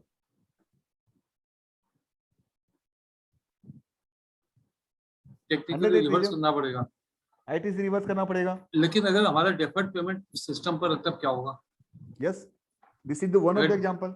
हाँ। सेकेंड एग्जांपल देखिए, प्रैक्टिकल, मतलब काफी प्रैक्टिकल बात कर रहा हूं। इन केस अगर आपको कोई फाइनेंशियल लॉस नहीं है, 180 डेज में रिवर्सल करके रिक्रेडिट ले लीजिए। बट अगर आपको कोई फाइनेंशियल लॉस है, या आपकी ऑडिट में फाइल जा चुकी है और वहां पे 180 डेज में आपने पेमेंट नहीं किया और क्रेडिट कैरी ऑन कर रहे हैं, और लिटिगेशन करने लायक अमाउंट है, लिटिगेशन करने लायक अगर अमाउंट है, तो what are the points to be litigate over here is, first, जब अपने second proviso to the section 16 bracket 2 पढ़ते हैं, the word used is fails to pay. Fails to pay means it has to first due, then only I can fail to pay. Suppose my terms, commercial terms was like that I will make a payment after the 10 months, after the 11 months, after the 1.5 year, or payable as per my choice, then I never fail to pay, sir. First question. Second argument, rule, आपको अगर मान लीजिए reverse करना है, reverse कैसे करेंगे? What is the mechanism given in the law? How you will reverse in case of 180 days का आपने क्रॉस कर दिया? आईटीसी रिवर्सल दिखाते हैं ना टेबल के अंदर में। कहाँ दिखाते हैं सर? ये अपने जीएसटी 3B में तो दिखाते हैं ना, एक जगह पर है नीचे में जो टैक्स का, वहां पे लिखा हुआ रिवर्सल। सर ये आपकी भलमानसता क्या वहां पे दिखाते हैं? लॉ बोलता है, रूल 37 सब रूल 1 देखिएगा सर, रूल 37 सब रूल 1 ये बोलता है आपको रिवर्सल जो करना है, व्हेन यू फेल टू पे योर सप्लायर, देन जीएसटीआर 2 के थ्रू करना है। अच्छा, हाँ जीएसटी 2 करेक्ट। वहां पे 3B अभी तक इन लोगों ने अमेंड नहीं किया है। I am ready to reverse, I am ready to reverse. आप मेरे को जीएसटीआर 2 दे दीजिए सर, मैं रिवर्स कर दूंगा, क्योंकि लॉ बोलता है जीएसटीआर 2 से रिवर्स करना है। These are the 2 points where we can litigate. एक इसमें इशू ऐसा है कि फेल्स टू पे, अब हमारा किसी पार्टी से दोनों चीज चलती है, मैं उसको सेल भी करता हूँ, उसे बाय भी करता हूँ मैं, तो इफेक्टिव पेमेंट किसको माना जाएगा? बाय चेक पेमेंट और by way of subsequent delivery जो मैं कर रहा हूँ। पेमेंट का मीनिंग क्या होता है? पेमेंट बाय चेक होता है। नो, नहीं पेमेंट तो वही तो बोल रहा हूँ, पेमेंट तो मैं दूसरे मोड से भी कर सकता हूँ। नहीं यहाँ नहीं, पर दूसरा मोड से पाइप- मतलब ही नहीं है सर। पेमेंट का मीनिंग क्या होता है? पेमेंट का मैं अपने लाइबिलिटी डिस्चार्ज कर रहा हूँ to sum. Sir satisfaction of the consideration is the payment. हाँ सही बात, ठीक that is more technical language. हाँ तो सेटिस्फेक्शन कंसिडरेशन ऑफ तो वहां से, कंसिडरेशन। हाँ हाँ आपने मेरे को 10 लाख का माल बेचा, मैंने आपको 8 लाख का माल बेच दे दिया हाँ बदले में। तो 2 तो लाख का नेट आप मेरे से 10 लाख थोड़ी ना मांग लेंगे सर, ना नहीं मांगूंगा। ठीक है ना? हम्म, सेकेंड ऑप्शन मैं आपको बताता हूं। एक यहाँ पे लिटिगेशन और डिपार्टमेंट कर रहा है कि मान लीजिए आपका 10 लाख का पेमेंट था, 1 लाख का डिस्काउंट दे दिया मैंने, आप तो मेरे को 9 लाख ही देंगे। तो डिपार्टमेंट बोल रहा है 1 लाख पे आईटीसी रिवर्स कर दीजिए, ठीक है ना? नहीं करना है डिस्काउंट, सर। तो विकास जी डिस्काउंट का consideration of payment of consideration नहीं होगा? यस बिल्कुल होगा, बिल्कुल होगा। Number 1। Number 2, please refer circular number 92। ये यहाँ पे कमर्शियल क्रेडिट नोट और जीएसटी क्रेडिट नोट पूरा तो अलग फुल मत डिटेल, बोलो, हाँ पूरा फुल डिटेल दिया हुआ है वहां पे। आप 10 लाख रुपया पाते थे, 1 लाख आपने डिस्काउंट कर दिया, तो ये 1 लाख जो आपने छोड़ा, this is the commercial credit note and circular 92 cover this type of transactions. एक पे एक फ्री, एक पे 2 फ्री, ये लीजिए वो फ्री, 1 लाख रुपए का कमर्शियल नोट इशू हो गया, ये सारे सिचुएशंस को वहां पे कवर कर रहे हैं, ठीक है ना? Coming to the next item, that is self invoicing. Self invoicing क्या है? इनपुट टैक्स, ये reverse tax on reverse RCM के RCM, सारे सेल्फ इनवॉइसिंग चेक कर लीजिए आपने बनाया है कि नहीं बनाया है। अगर नहीं बनाया तो आज बना लीजिए, बना करके रेडी रखिएगा, ऑडिट पे डिमांड कर सकते हैं। इनकम्प्लीट इनवॉइस, ऑलरेडी जो आउटवर्ड के इनकम्प्लीट इनवॉइस हैं उनको, अगर इनकम्प्लीट है उनको आप कंप्लीट कर लीजिए। Next item is addition and deletion in fixed assets. ये जो मैं इसके पहले जो 2 आइटम बोला ना, सेल्फ इनवॉइस और इनकम्प्लीट इनवॉइस, वो सिंपल डिमांड करते हैं कि आप मेरे को सिंपल में सेल्फ इनवॉइस दे दीजिए और सिंपल में इनकम्प्लीट मतलब इनवॉइसेस दे दीजिए। तो before handing over to them please check it, ये सारे कंप्लीट हैं या नहीं है, ठीक है ना? Next item is addition and deletion in fixed assets. क्या इसका इंपैक्ट होगा, क्या प्रोविजन है सर इसके? एडिशन के अंदर में तुम ले सकते हैं on the except on the immovable property जो है आप तो ले सकते हैं। और डिलीशन के अंदर में सिस्टम क्या हुआ है कि कंसिडरेशन एंड डेप्रिसिएशन के हिसाब से बाद में एग्जैक्ट मुझे याद नहीं है, उसके ऊपर में अगर जाता तब हमको देना पड़ेगा। नहीं याद करने के लिए तो मेरे को आप रखे ना भैया, हाँ याद करने के लिए तो मेरे को रखे हैं, मेरे को याद है, मैं सब बताऊंगा। जैसे मोटर कार के अंदर में सेल करते हैं, अगर प्रॉफिट अगर होता तो प्रॉफिट पोर्शन के ऊपर में हमको करना पड़ेगा। नहीं ऐसे मत जैसे चलिए, हाँ ऐसे नहीं। I am explaining the entire procedure. सबसे पहले एडिशन जो अपना आ रहा है फिक्स एसेट्स का, एडिशन में जितने भी आइटम एडिशन हुए हैं इसमें चेक करिए कि मोटर कार का क्रेडिट का इनपुट तो नहीं ले लिया है, पहला। दूसरा, कोई शेड एंड बिल्डिंग का इनपुट तो नहीं ले लिया है, उनको चेक कर लीजिए। अदर देन दीज 2 आइटम अगर कोई है जिसका ब्लॉक क्रेडिट नहीं है, I mean to say that उसकी क्रेडिट अगर आपने ली है, that is well eligible credit. और एक्साइज की तरह इसमें कोई सिस्टम नहीं है ये आधा इस साल आधा सब्सिक्वेंट ईयर्स में, नो। आप entire credit you can avail and you can utilize in the same year, पहला। सेकंड, अगर इसका कोई रिफंड आपने कैपिटल गुड्स का निकाल लिया है, ये अगर कोई रिफंड का केस है तो कैपिटल गुड्स का रिफंड नहीं मिलता है बाय वर्च्यू ऑफ रूल 89 सब रूल 4 है, रूल 89 सब rule 5 inverted duty and export का, उसका रिफंड नहीं मिलता, ये चेक कर लीजिएगा। यहां तक एडिशंस का काम खत्म हो गया। Now coming back to deletion. Deletion अगर आपने कोई किया है तो इस डिलीशन में 2 पार्ट बनाइए। पहला, जहां पे plant and machinery, computers other than motor car का कोई सेल आउट अगर है तो, जैसे लैंड बिल्डिंग है तो वो तो आउट ऑफ जीएसटी, उसको तो छोड़ दीजिए। Other than land and building के 2 आइटम है जो and other than motor car, ये दोनों का अलग अलग बनाइए, ठीक है ना? मोटर कार कौन सा, जिसका आपने इनपुट नहीं लिया है, मैं उसकी बात कर रहा हूं। मोटर कार ऐसी भी हो सकती है जिसका, मोटर व्हीकल ऐसा भी हो सकता है जिसका आपने इनपुट लिया है, लाइक आपने लॉरी का इनपुट लिया है, 10 चक्के की लॉरी है, उसका इनपुट लिया है, उसकी इनपुट मिलती है if you are utilizing that lorry in your business purposes, ठीक है ना? तो वो आपके प्लांट एंड मशीनरी के साथ में क्वालिफाई हो जाएगी। तो मैंने 2 पार्ट बनाया, क्या बनाया, please repeat anyone. One is motor car in which on which या motor vehicle plus plant and machinery on which you have taken the input. दो बनाया अलग अलग, राइट। पहला जब अपने आते हैं, पहले अपने मोटर कार के डिस्कस करते हैं जिसपे अपने इनपुट नहीं लिए हैं।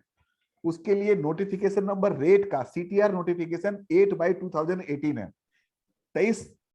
25 जनवरी 2018 का।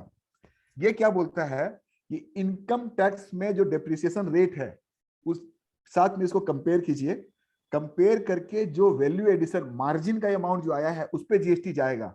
मार्जिन अगर लेस है या इक्वल टू है तो कोई GST नहीं जाएगा। नहीं जाएगा। आई am giving you the example. आपने एक मोटर गाड़ी ली जिसकी वैल्यू 3 लाख थी, 3 साल पहले ली, आपने आज सेल आउट करी है, राइट। तो सेल आउट करने के बाद में 45% डिप्रिसिएशन माइनस हो गया। State for the simplicity of the calculation, अपने 1 लाख रुपए की गाड़ी 45,000 रुपए माइनस हो गया, 55,000 रुपए आपका WDV as per income tax हो गया, ठीक है ना। आप 55,000 रुपए तक अगर बेच रहे हैं कोई GST नहीं है, 56,000 रुपए बेच रहे हैं तो 1,000 रुपए भी GST लगेगा और रेट 18% होगा, ठीक है ना। ये जो पूरा डिटेल है ये कहां दिया हुआ है मैंने अभी तुरंत बताया। Please repeat anyone. Circular number 8। Circular नहीं सर, नोटिफिकेशन नंबर 8/2018 CTR। जब मैं CTR बोलूं मतलब सेंट्रल टैक्स रेट, ठीक है ना। सेकेंड आइटम क्या था अपना, पहला ये मोटर कार का अपने लोग समझ गए। सेकेंड आइटम क्या है, जिसमें GST मोटर कार जिसपे हमने GST का इनपुट खाए हैं। उस केस में please note down section 18(6) read with rule 44(6).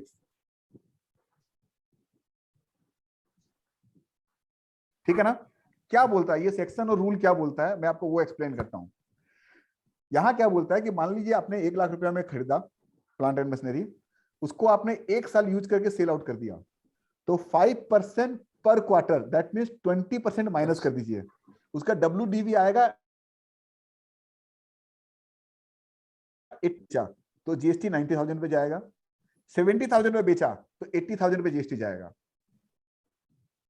Am I clear? Yes correct. Am I clear? ये इसे 5 साल के अंदर इसको पूरा करना पड़ता है। 5 साल का डेप्रिसिएशन हो गया 5%, इसलिए 5% पर क्वार्टर। तो जिस क्वार्टर में हुआ तो फिर क्वार्टर के हिसाब से उतना रेट आ जाएगा। यस, क्वार्टर इग्नोर कर देना होगा, जिस क्वार्टर में उस क्वार्टर को इग्नोर कर देना होगा। तो मतलब 1.5 साल बाद में हुआ तो 6 क्वार्टर आएगा। 6 क्वार्टर हो गया।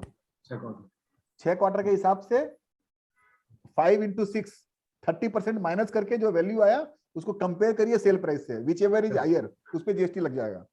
GST का रेट क्या होगा सर? GST का रेट होगा वो एसेट्स जिस टेरिफ में आ रहा है। क्लियर हो गया। Next item, block credit. जब ITC रजिस्टर जब उनको आप सबमिट करते हैं ना, सबसे पहले वो वही खोजते हैं कि आपने ब्लॉक क्रेडिट क्या खाया। मोटर गाड़ी, मेरे को ऐसा याद है प्रोज भैया, जब 17-18 में GST आया था ना, तो लोगों को मतलब इनपुट लेने में इतना मजा आ रहा था, you will not believe but this is the fact, Mercedes गाड़ी का भी इनपुट नहीं छोड़ा। एकदम सही बात है। I am giving the Bismillah, you will studies हो जाएंगे। मैं आपको जो एग्जांपल्स दूंगा, this is the practical I have seen. Office size है 50 स्क्वायर फुट की, छोटी सी ऑफिस है, ठीक है ना। 400 लीटर का फ्रिज का क्रेडिट, 42 इंची का टीवी का क्रेडिट, मतलब जगह ही नहीं है ऑफिस में, उसके क्रेडिट खा के बैठे हुए हैं। सब घर का सामान वहां दिखा दिया। ये मेरे को नहीं मालूम, घर में नहीं गया था तो मेरे को नहीं मालूम, ऑफिस में नहीं मिला मेरे को।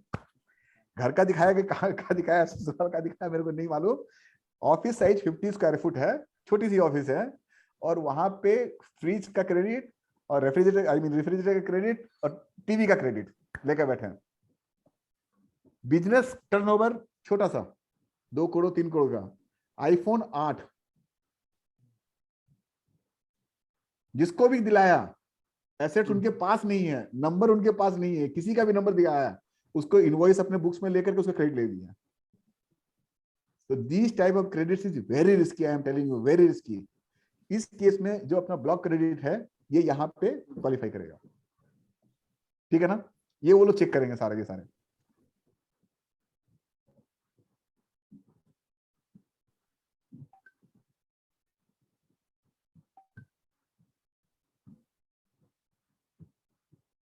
Credit note, debit note. Credit note section 34 में आते हैं, और सर्कुलर 92 बोले हैं, सारा क्रेडिट नोट उससे ही कवर है। So I am not again dealing the same thing.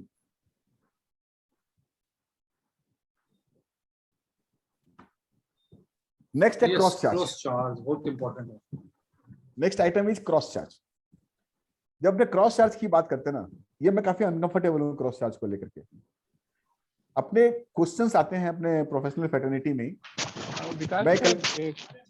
Sir sorry disturb कर रहे हैं. एक बार क्रॉस Please. चार्ज में बढ़े उससे पहले एक बार एक क्वेरी था ब्लॉक क्रेडिट्स को लेके. Yes please sir please. हाँ बोल रहे थे सर. मेरा नाम निमिष दोषी है. यस और प्लीज. सर मेरा क्वेरी था कि मान लीजिए अगर हम स्टाफ वेलफेयर के लिए कोई खर्चा करते हैं, समझ लीजिए कि चाय पानी का खर्चा हुआ या रिफ्रेशमेंट्स आया, तो वो सबको भी वो लोग क्या ब्लॉक क्रेडिट्स में ले सकते हैं क्योंकि खाने पीने पे अलाउड नहीं होता है बोल के? बिल्कुल ले सकते हैं सर, क्यों नहीं लेंगे. वहां पे कहीं जो ब्लॉक क्रेडिट है सेक्शन 17 ब्रैकेट 5 क्लॉज बी में फूड एंड बेवरेज के लिए, तो वहां पे कहीं बोला क्या कि स्टाफ के लिए अलाउ करेंगे बाकी के लिए नहीं करेंगे? या वही. हाँ. तो वो सब वो लोग डिसअलाउ कर देंगे ना सारे? डिसअलाउ करेंगे. लिटिगेट करना है क्या सर उसको? बता दीजिए कोई तरीका है तो. सर तरीका तो एक्ट में इम्बेडेड है. क्या सर? सेक्शन 17(5) में लिखा है फूड एंड बेवरेज. ठीक है. तो दैट मींस खाने के साथ में मेरे को कुछ बेवरेज लेना पड़ेगा और नहीं है. वो ठीक है, समझ गया. हाँ, सुप्रीम कोर्ट तक जाना पड़ेगा आपको. वही बात है, उसको छुड़वाने के लेकिन लिए. इतना छोटा अमाउंट होता है ना कि इसके ऊपर में कोई लिटिगेशन में जाएगा नहीं. वही आज ऑफिसेस में कितना होता है? 2 लाख 5 लाख 10 लाख में. बड़ी कंपनियां भी है तो उनके साइज के हिसाब से अगर देखेंगे तो बहुत छोटा अमाउंट हो जाता है. सर ये टाइपो एरर है. ये मतलब मेरा समझ ऐसा है, जैसे मजाक की बात मैं आपको कह लिया आपके साथ में. मेरे हिसाब से food and beverage it should be read like food and और बेवरेज. जी. क्योंकि क्या है ना, फूड एंड बेवरेज का अगर स्ट्रिक्ट मीनिंग अगर लेते हैं तो दैट मींस आपने पिज्जा खाया थम्स अप नहीं पी तो उसकी क्रेडिट मिल जाएगी. ठीक है ना? But again, that is not the क्या उसको बोलते हैं जो एक्ट है ना, एक्ट का इंटेंशन वो नहीं है. वो नहीं है एग्जैक्टली. तो ये जो एक्ट का जो इंटेंशन है वो इंटेंशन के हिसाब से मॉडिफाई हो जाएगा पूरा. बिल्कुल. ठीक है ना? Thank you sir. Thank you so much. Welcome. Coming back to the cross charge. When we are talking about the cross charge, I am giving the examples what is the cross charge actually is. मैं Calcutta registered हूँ, मेरी एक branch Delhi है, तो मेरे कोई staff वहां जाके काम करते हैं या मेरा यहाँ से कोई सर्विस वहां रेंडर्ड होता है, maintenance of books of accounts है या मेंटेनेंस ऑडिटिंग है या सॉफ्टवेयर मेंटेनेंस है, all these are covers under the cross charge. Cross charge में मेरा एक पर्सनल व्यू है, अगर कोई स्टाफ जाके वहां काम करता है, लाइक मेरे एमडी हैं कलकत्ता बैठते हैं, now he is serving to the Delhi branch, तो क्या यहाँ पे क्रॉस चार्ज होना चाहिए?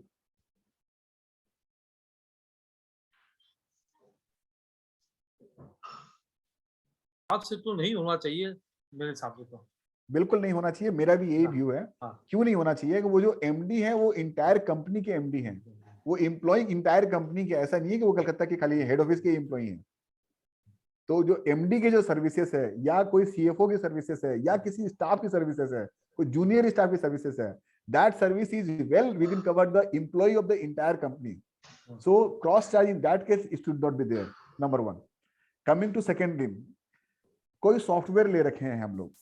My dear friends, my humble suggestion is कि अगर कोई सेंट्रलाइज सॉफ्टवेयर है, इसकी या तो आप बिलिंग ब्रांच वाइज करवा लीजिए या कोई भी एक्स अमाउंट कर लीजिए या उसका क्रॉस चार्ज का बिल जरूर बनाइए.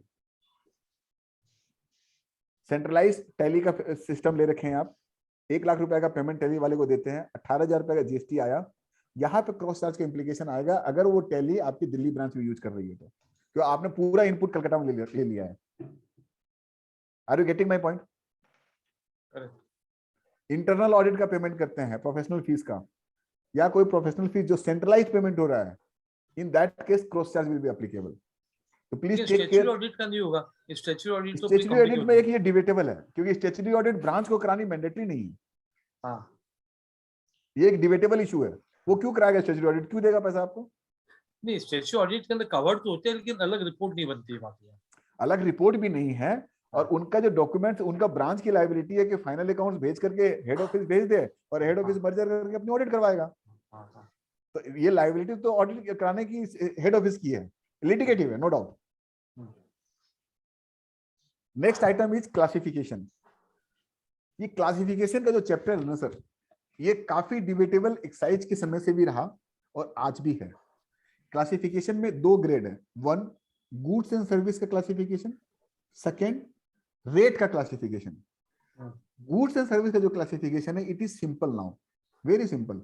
HSN कोड 99 है तो सर्विस है, अदर देन 99 है तो गुड्स है, एकदम सिंपल,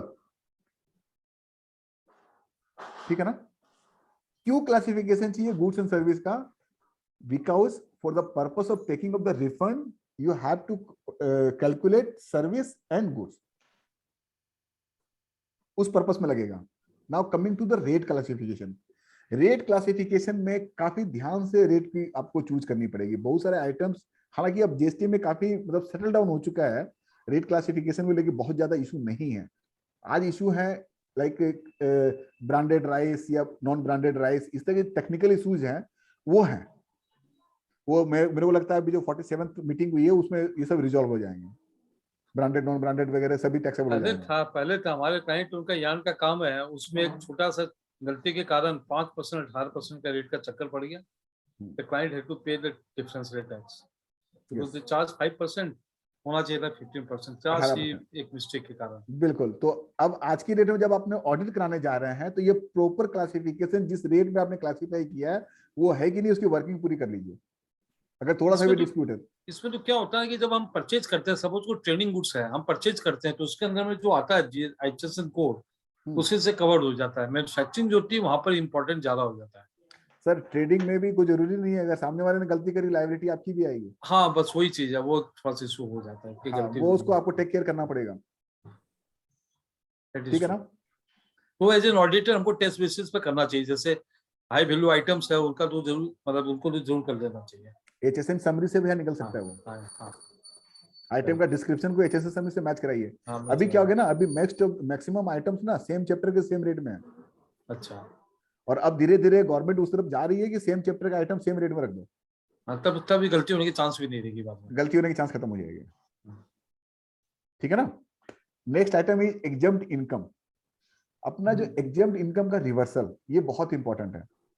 हम एक टैक्सेबल सप्लाई में भी हैं और एग्जम्प्ट सप्लाई में भी हैं, तो कॉमन क्रेडिट का रिवर्सल होता है, राइट। इसको थोड़ा डिटेल में समझते हैं, ये बहुत इंपॉर्टेंट पार्ट है। मान लीजिए आपके प्रॉफिट एंड लॉस अकाउंट में टैक्सेबल इनकम है, एग्जम्प्ट इनकम है, राइट। तो जो एग्जम्प्ट इनकम है उसके अगेंस्ट में भी इनपुट यूज हुए हैं। किस तरह के इनपुट यूज हुए हैं? आपके जो कॉमन क्रेडिट है, लाइक आपके रेंटल ऑफ द ऑफिस, आपकी रेंटल ऑफ द ऑफिस, आपका प्रोफेशनल फीस का पेमेंट, टेलीफोन के पेमेंट, ये आपके एग्जम्प्ट इनकम में भी है, इधर में भी है। इसको निकालना कैसे, कैलकुलेट कैसे करना है? I am giving you the simple theory of rule 42 and 43। 42 के लिए क्या करना है आपको? पहले टैक्सेबल से टैक्सेबल को मैच कराइए, जो टैक्सेबल इनपुट है वो टैक्सेबल सप्लाई से मैच करा लीजिए। अगेन एग्जम्प्ट से एग्जम्प्ट को मैच कराइए, जो एग्जम्प्ट में इनपुट लिए हैं और उसका आउटवर्ड एग्जम्प्ट है, ठीक है ना, उसका टैक्स को अलग रखिए। बचा हुआ पैसा आपका कॉमन क्रेडिट है। ये जो कॉमन क्रेडिट है वो exempt divided by total turnover के रेशियो में डिसअलाउड होगा, प्लस जो आपने एग्जम्प्ट का टर्नओवर का क्रेडिट है, ठीक है। इंटरेस्ट आएगा क्या इसमें? आप अनम्यूटेड है, अनम्यूट कीजिए। 100% आएगा उसमें, क्यों नहीं आएगा इंटरेस्ट? नहीं आएगा भैया, नहीं आएगा। नहीं क्यों? हम पेमेंट नहीं किए टाइमली, फिर क्यों नहीं आएगा? नहीं, इंटरेस्ट का जो आपका पेमेंट है, जो आपका इनकम है इंटरेस्ट का, वो एग्जम्प्ट इनकम की डेफिनेशन में आता है। ओ अच्छा, उसकी बात नहीं, सॉरी। लेकिन जो कॉमन क्रेडिट का रिवर्सल है, क्या एग्जम्प्ट जो इंटरेस्ट का जो फिगर है उसको क्या एग्जम्प्ट इनकम में पकड़ना है? Okay, are you getting my point? हाँ। कॉमन क्रेडिट का रिवर्सल है वो इंटरेस्ट इनकम के लिए नहीं लेना है अपने को। चैप्टर 5 रूल 45 के ठीक नीचे एक्सप्लेनेशन में इसको डाला हुआ है।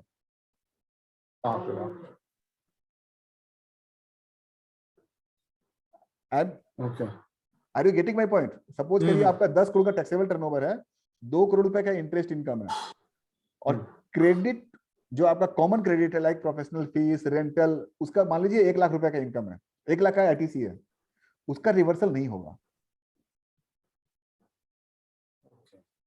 इसका टेक्निकल कारण क्या है? सर इंटरेस्ट को एग्जेम्प्ट की डेफिनेशन में रखा है, कॉमन क्रेडिट रिवर्सल के लिए हटा दिया है, क्योंकि इंटरेस्ट के लिए कोई यूज नहीं होता है, नेचुरल नहीं यूज होता उसके लिए, इनपुट का कोई यूज नहीं है, इसलिए उसको हटाया है। Second question, shares and securities का आपका ट्रेडिंग किए हैं, ठीक है ना, उसमें कॉमन क्रेडिट का रिवर्सल होगा। हिसाब से होना चाहिए, क्योंकि उसमें तो यूज करते हैं, क्योंकि तो पैसे की इनकम है नहीं, उसमें तो एक्टिव इनकम होता है। मैकेनिज्म क्या होगा भैया, यहाँ तो प्रॉफिट एंड लॉस अकाउंट में क्या दिखाए हैं, नेट सरप्लस दिखा दिए हैं, शॉर्ट टर्म कैपिटल गेन या लॉन्ग टर्म कैपिटल गेन हुआ है, और उसका अगर अपने टर्नओवर देखेंगे तो टर्नओवर करोड़ों में आएगा।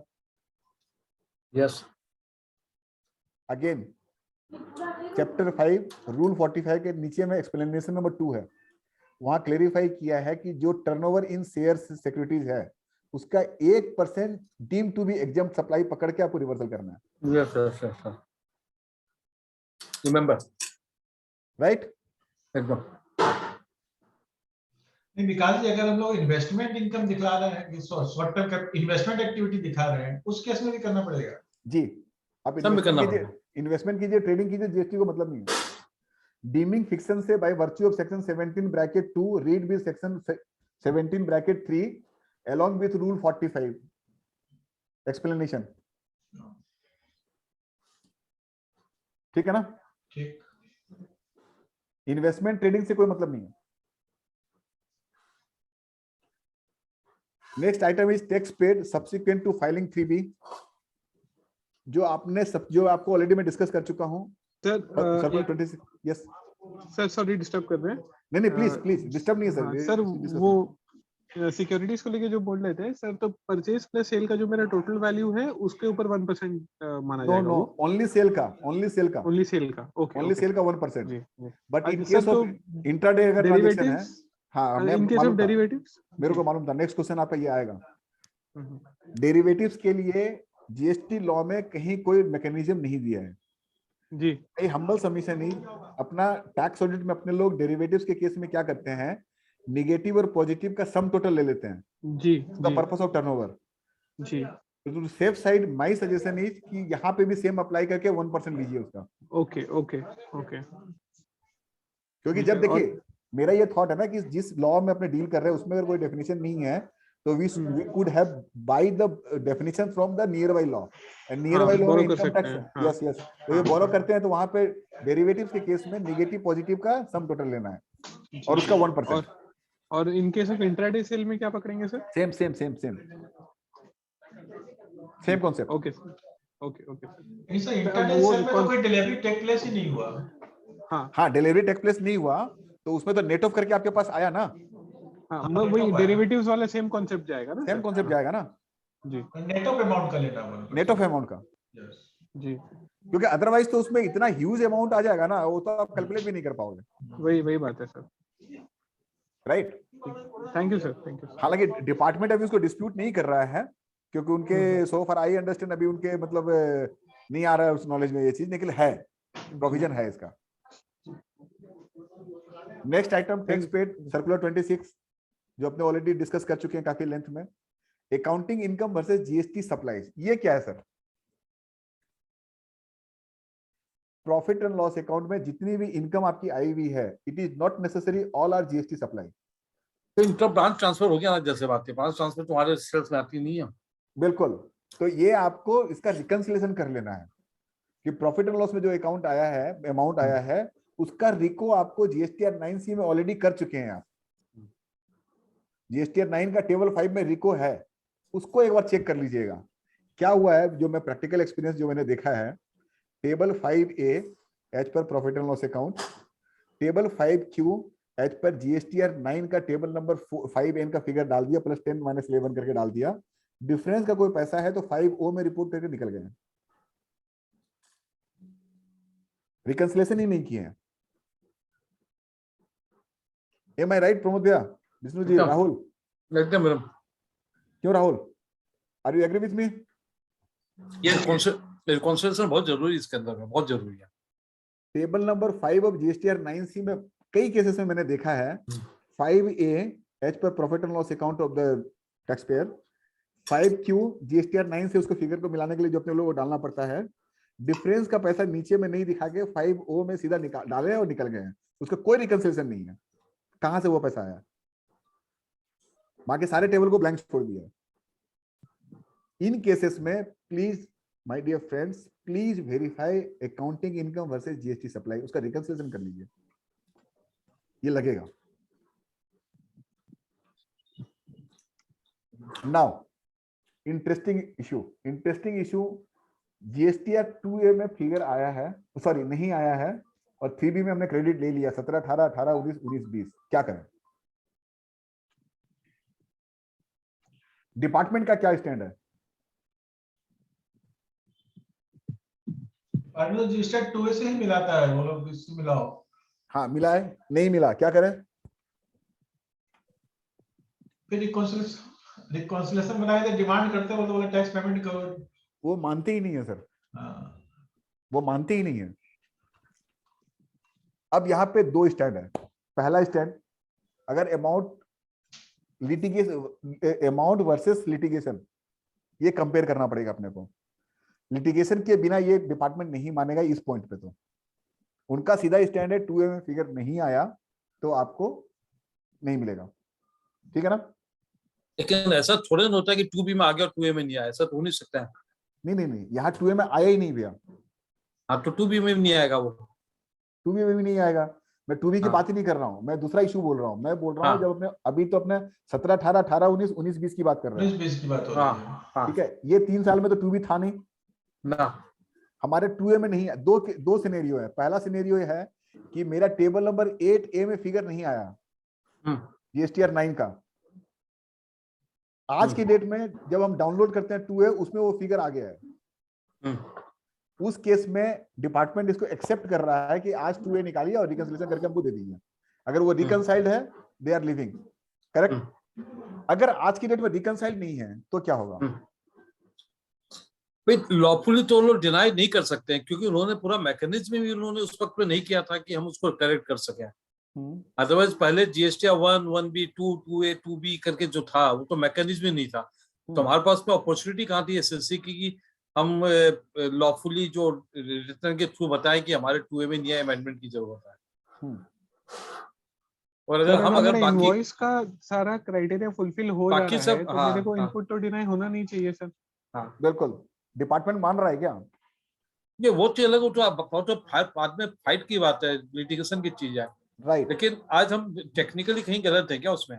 बिल्कुल नहीं है, यही मैं आपको बता रहा हूँ सर। दो स्टैंड है। पहला स्टैंड है कि अगर कोई 2A का फिगर इतना कोई ह्यूज फिगर नहीं है, या ऐसा फिगर नहीं है जिसमें अपने लिटिगेशन को बाई कर सकें, उसका कॉस्ट को अफोर्ड कर सके, तो अपने लोग पेमेंट करा दे रहे हैं, ठीक है? जहाँ पे सिग्निफिकेंट अमाउंट है, अपने लिटिगेशन कैसे करने हैं वो अपने डिस्कस करते हैं। लिटिगेशन के क्या क्या पॉइंट्स हैं। फर्स्ट पॉइंट, आप लोग my dear friends please note down this matter, this is very important.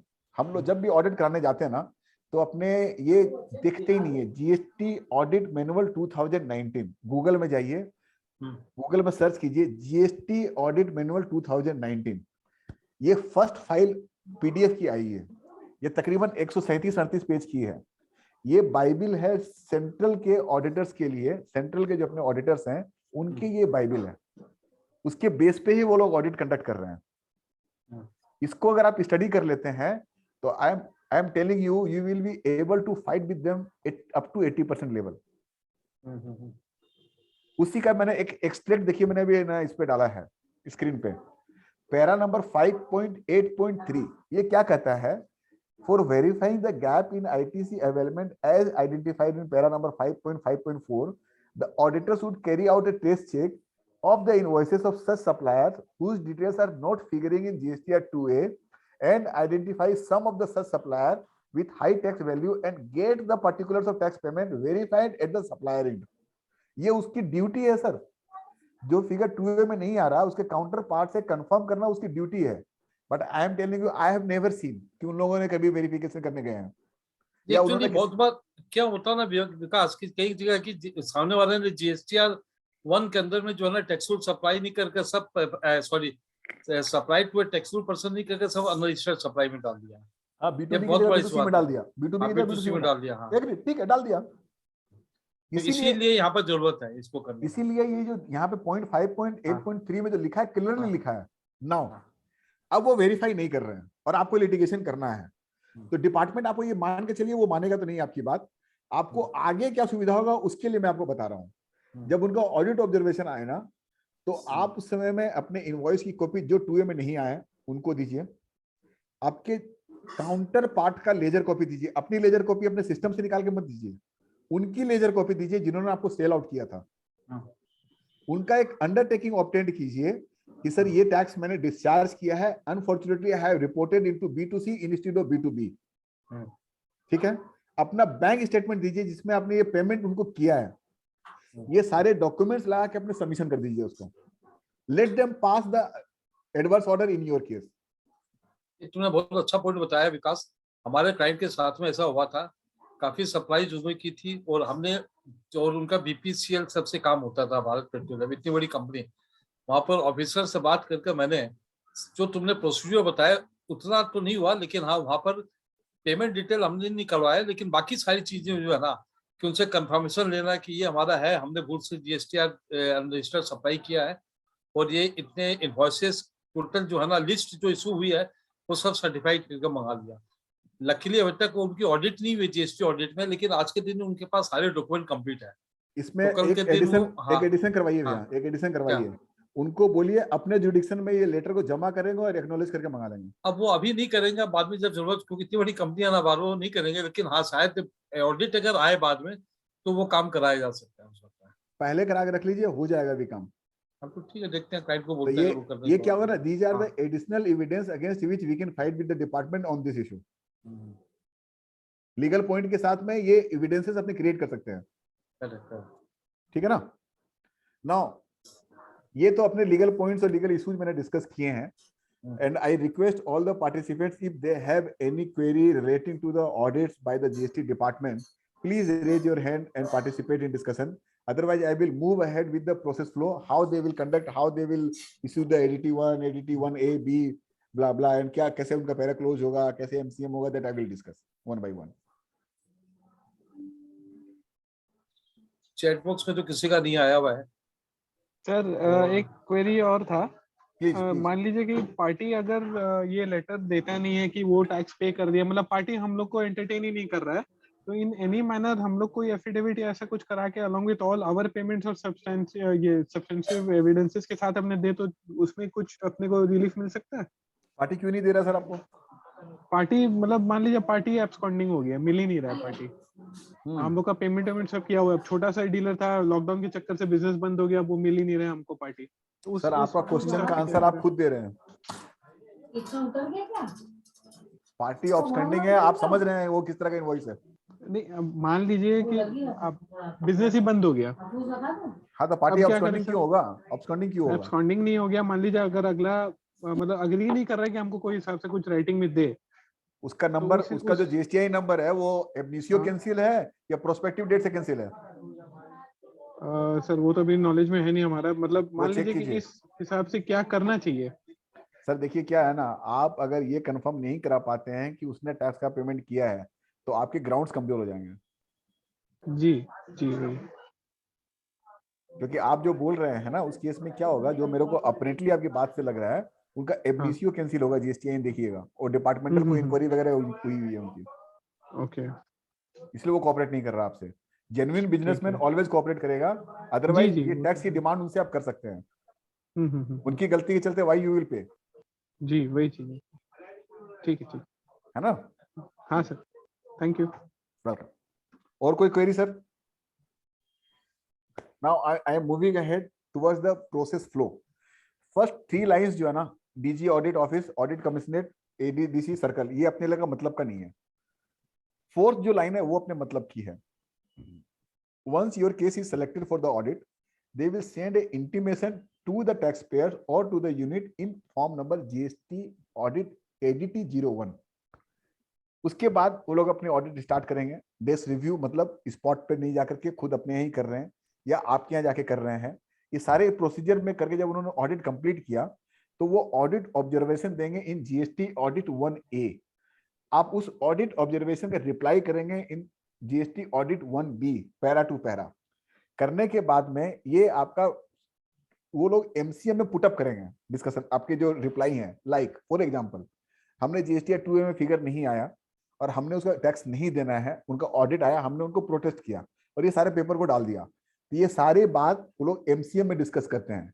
MCM में डिस्कस होने के बाद में आपकी बात को अगर वो लोग मान लेते हैं तो पैरा क्लोज हो जाएगा। अगर आपकी बात को नहीं मानते हैं तो उसका एससीएन इशू करवाएंगे। ये पूरा प्रोसीजर है।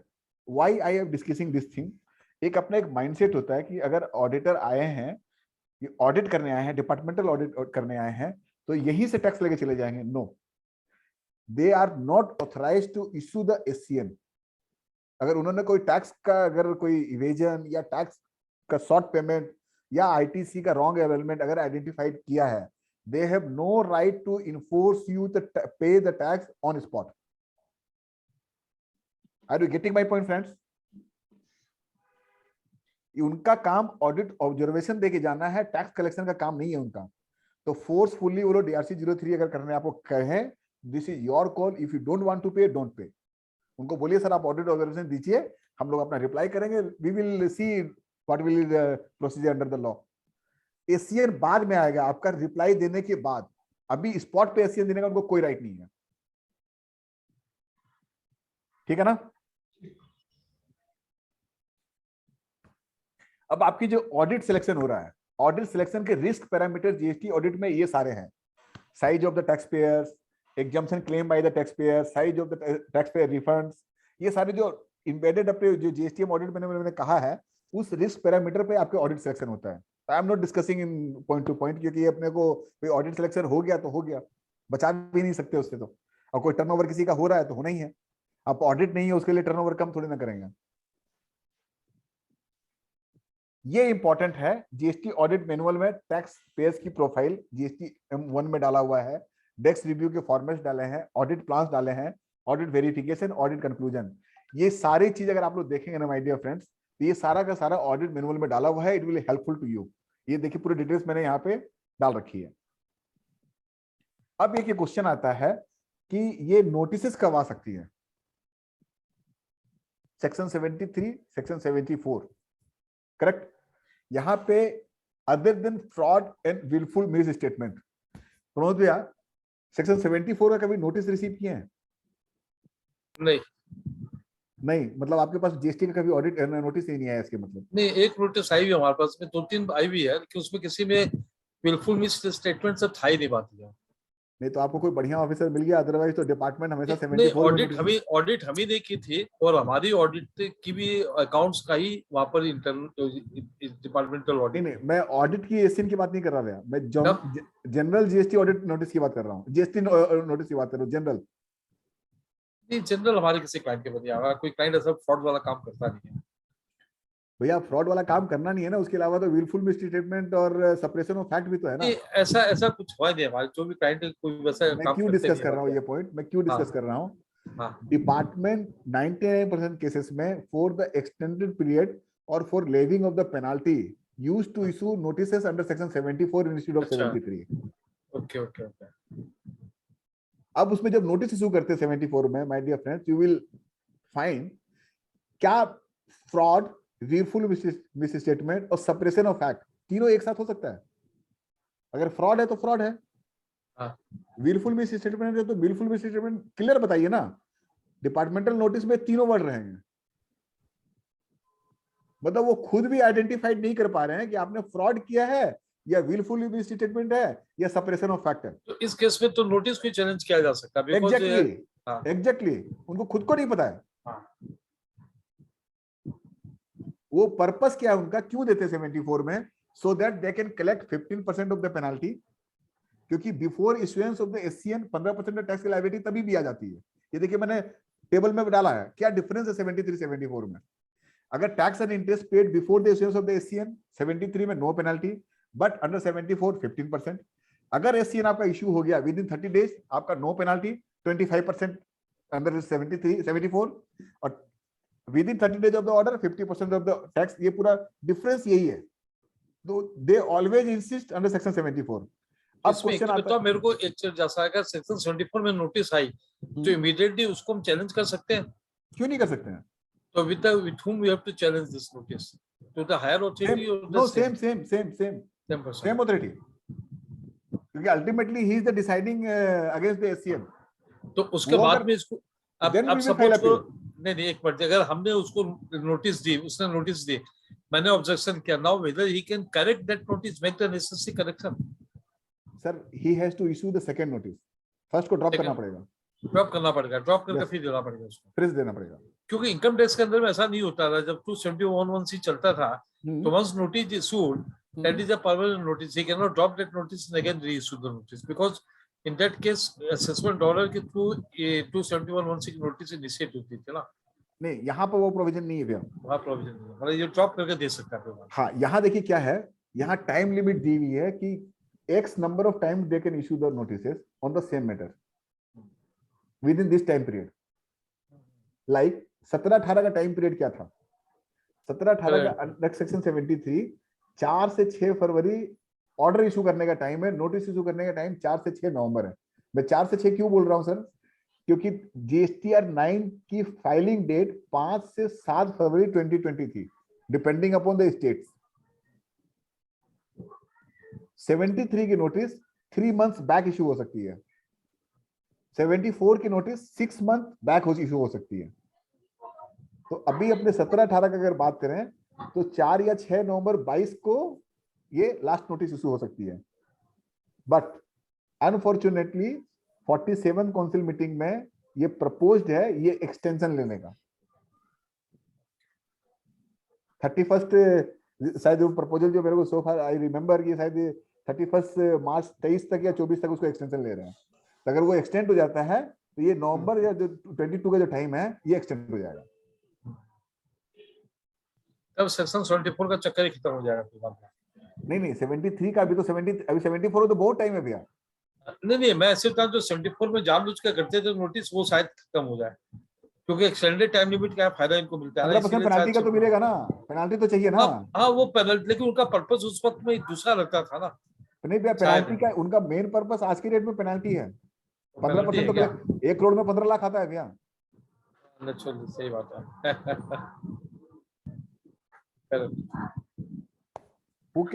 लेकिन वो तो फिर उसको बताना पड़ेगा ना कि एक्चुअल विलफुल स्टेटमेंट हुआ या फ्रॉड हुआ। अगर नहीं हुआ है, खाली उसको एक्सटेंशन के लिए उसने किया है, तब तो पेनल्टी नहीं लग सकता ना। बिल्कुल, ये तो लड़ने की जगह है ना, लिटिगेटिव है ना। ना एक क्वेश्चन आता है कि आपकी ऑडिट कौन करेगा, स्टेट वाला या सेंटर वाला? जहाँ पर हमारा रजिस्ट्रेशन, अगर हमारा सीजीएसटी के अंदर में रजिस्ट्रेशन है तो सीजीएसटी में होगा। स्टेट के अंदर में हमारा अगर कमिश्नरेट पड़ता है तो आपको तो हम लोग रजिस्ट्रेशन में पता चल जाता ना, उसमें जब प्रोफाइल में जाकर दिखते वहां पर ऐसा पता चल जाता था। हाँ ये देखिए क्या है ना, ये मैं क्यों दिखा रहा हूँ आपको सेट। जब अपने सर्च जीएसटीआईएन करते हैं ना तो ये आ जाते हैं। ये आती है, यहाँ एडमिनिस्ट्रेटिव ऑफिस दिखा रहा है। एडमिनिस्ट्रेटिव ऑफिस यहाँ स्टेट है, मतलब आपका स्टेट से ऑडिट का नोटिस आएगा।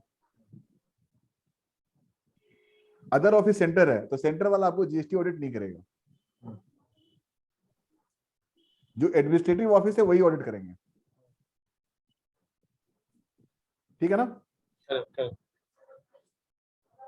ये ऑलरेडी डिस्कस कर चुके हैं, where can audit be conducted. डीन वेरीफाई करने के लिए वेबसाइट दिया हुआ है, उन्होंने जो डीन दिया है। अब ये क्या क्वेश्चन आता है, स्टेट की नोटिस आएगी उसमें डीन नहीं रहेगा।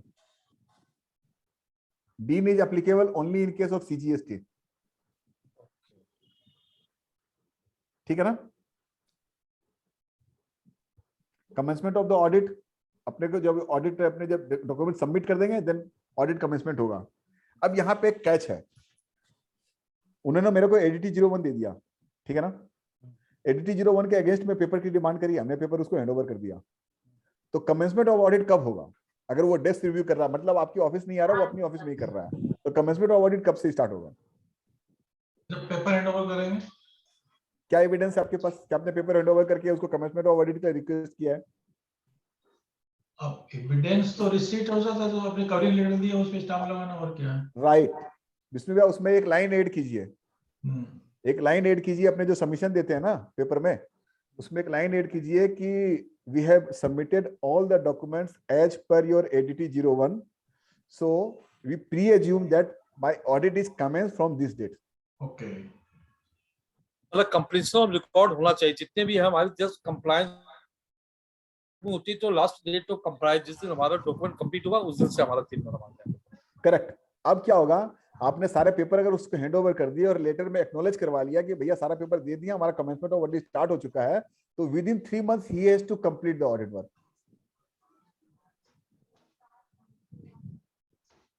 ठीक है ना? वो लेकर के बैठा नहीं रहेगा 9 महीना तक, 10 महीना तक। Any queries in GST audit? This is all from my side, and I am really very much thankful to all of you for the patience listening. And if any query, I like to take it.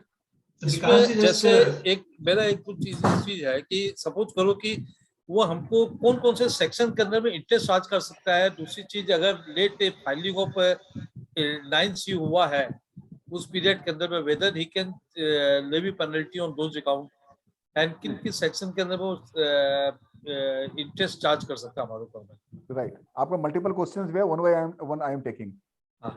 First है interest. Interest का entire GST law में एक single section है, that is section 50। ठीक है ना? ठीक है। सेक्शन 50 में 3 पार्ट है, section 50 bracket 1, section 50 bracket 2, section 50 bracket 3। ठीक है। सेक्शन 50 ब्रैकेट 1 बोलता है आपको कि आपका अगर शॉर्ट पेमेंट ऑफ टैक्स है, आउटवर्ड सप्लाई आपने शॉर्ट रिपोर्ट किया है, उस केस में 18% आपको इंटरेस्ट लगेगा। ठीक है। ठीक है। अब यहाँ पे पहले जो डिस्प्यूट था कि ग्रॉस पे लगेगा कि नेट पे लगेगा, वो सारे डिस्प्यूट आज की डेट में रिजॉल्व है, नेट पर हो गया। अभी वो नेट पे हो गया। दैट मीन्स नेट में जो कैश लायबिलिटी आपने डिस्चार्ज करी है आफ्टर यूजिंग द आईटीसी, जो कैश का जो पोर्शन है उस पे ही जीएसटी लगेगा, इंटरेस्ट लगेगा, सॉरी। ठीक है ना? अब यहाँ पे क्वेश्चन और आता है कि सेकंड लिंक में जाते हैं अपने, सेक्शन 50 ब्रैकेट 2 प्रोसीजर की बात करता है, रेट नोटिफिकेशन की बात करता है, वो चार्जिंग की बात नहीं करता है। Section 50 bracket 3 it is talking about that if you are the defaulter of section 42 bracket 10 or defaulter of 43 bracket 10, then you have to pay the interest at the rate of 24%. Correct? अब department देखिए sir, 24% मेरे हिसाब से collect कर ही नहीं सकता, आपको हमेशा 18% में रहना पड़ेगा। क्यों रहना पड़ेगा 18% में? Late us discuss. Section 50 bracket 3 क्या बोल रहा है सर कि 4210 के अगर आप डिफॉल्टर हो, मतलब इनपुट टैक्स क्रेडिट आपने अवेल कर लिया, एक्सेस अवेल कर लिया और उसको यूटिलाइज कर लिया, ठीक है ना, then you have to pay the interest at the rate of 24%। ठीक है माय डियर फ्रेंड्स, 42 क्या ऑपरेटिव हुआ?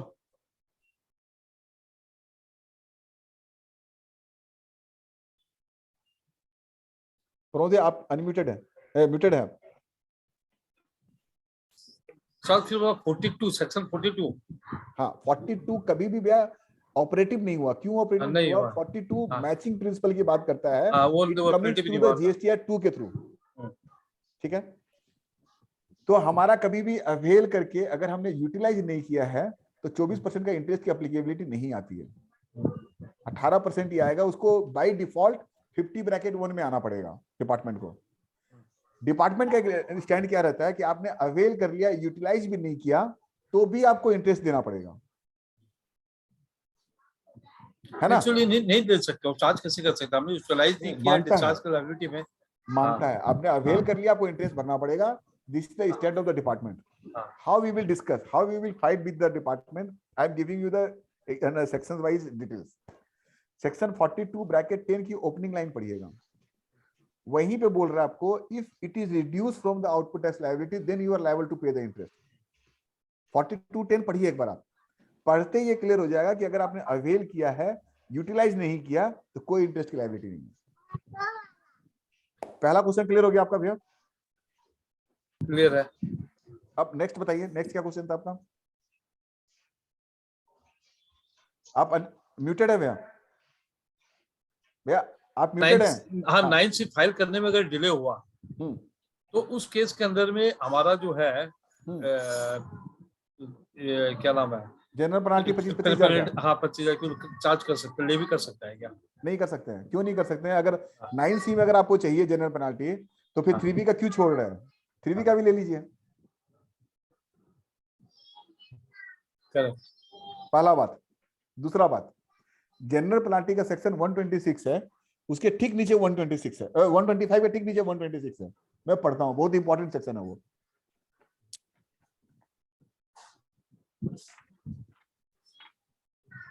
एकदम नोट कर लीजिए, ये सेक्शन बहुत काम हमारे ये मैं से बोलो, हमारे केस के अंदर में आया था तो हमने इसको डिस्प्यूट कर रखा है, बात है कि आप रिलीव नहीं कर सकते हैं। मैं आपको पढ़ के सुनाता हूँ sir. Section 126, general discipline relating to penalty. No officer under this act, no officer under this act shall impose any penalty for minor breaches or tax regulation or procedure requirements, and in particular any omission or mistakes in documentation which is easily rectifiable and made without the fraudulent intent or gross negligence. Explanation: for the purpose of this section, a breach shall be considered a minor breach if the amount of tax involved is less than 5,000 rupees. इतना सुंदर GST law में जो ये लिखा हुआ ना sir, मेरे को तो किसी एक्ट में नहीं मिला जहां ऑफिसर को रिस्ट्रिक्ट किया गया हो कि अगर कोई पेनाल्टी, मतलब आई मीन टैक्स का कोई इवेजन नहीं है, मेरली कंप्लायंस का डिफॉल्ट हो, तो कोई पेनाल्टी नहीं लग सकती। और ऐसे सेक्शन 9 जो जीएसटी 9 की जो लायबिलिटी है, वहां पर भी तो शायद एक है कि 9C ऊपर नहीं लगता, because that is only for the section GST 9 you are talking about section 44 भैया, you are talking about section 44।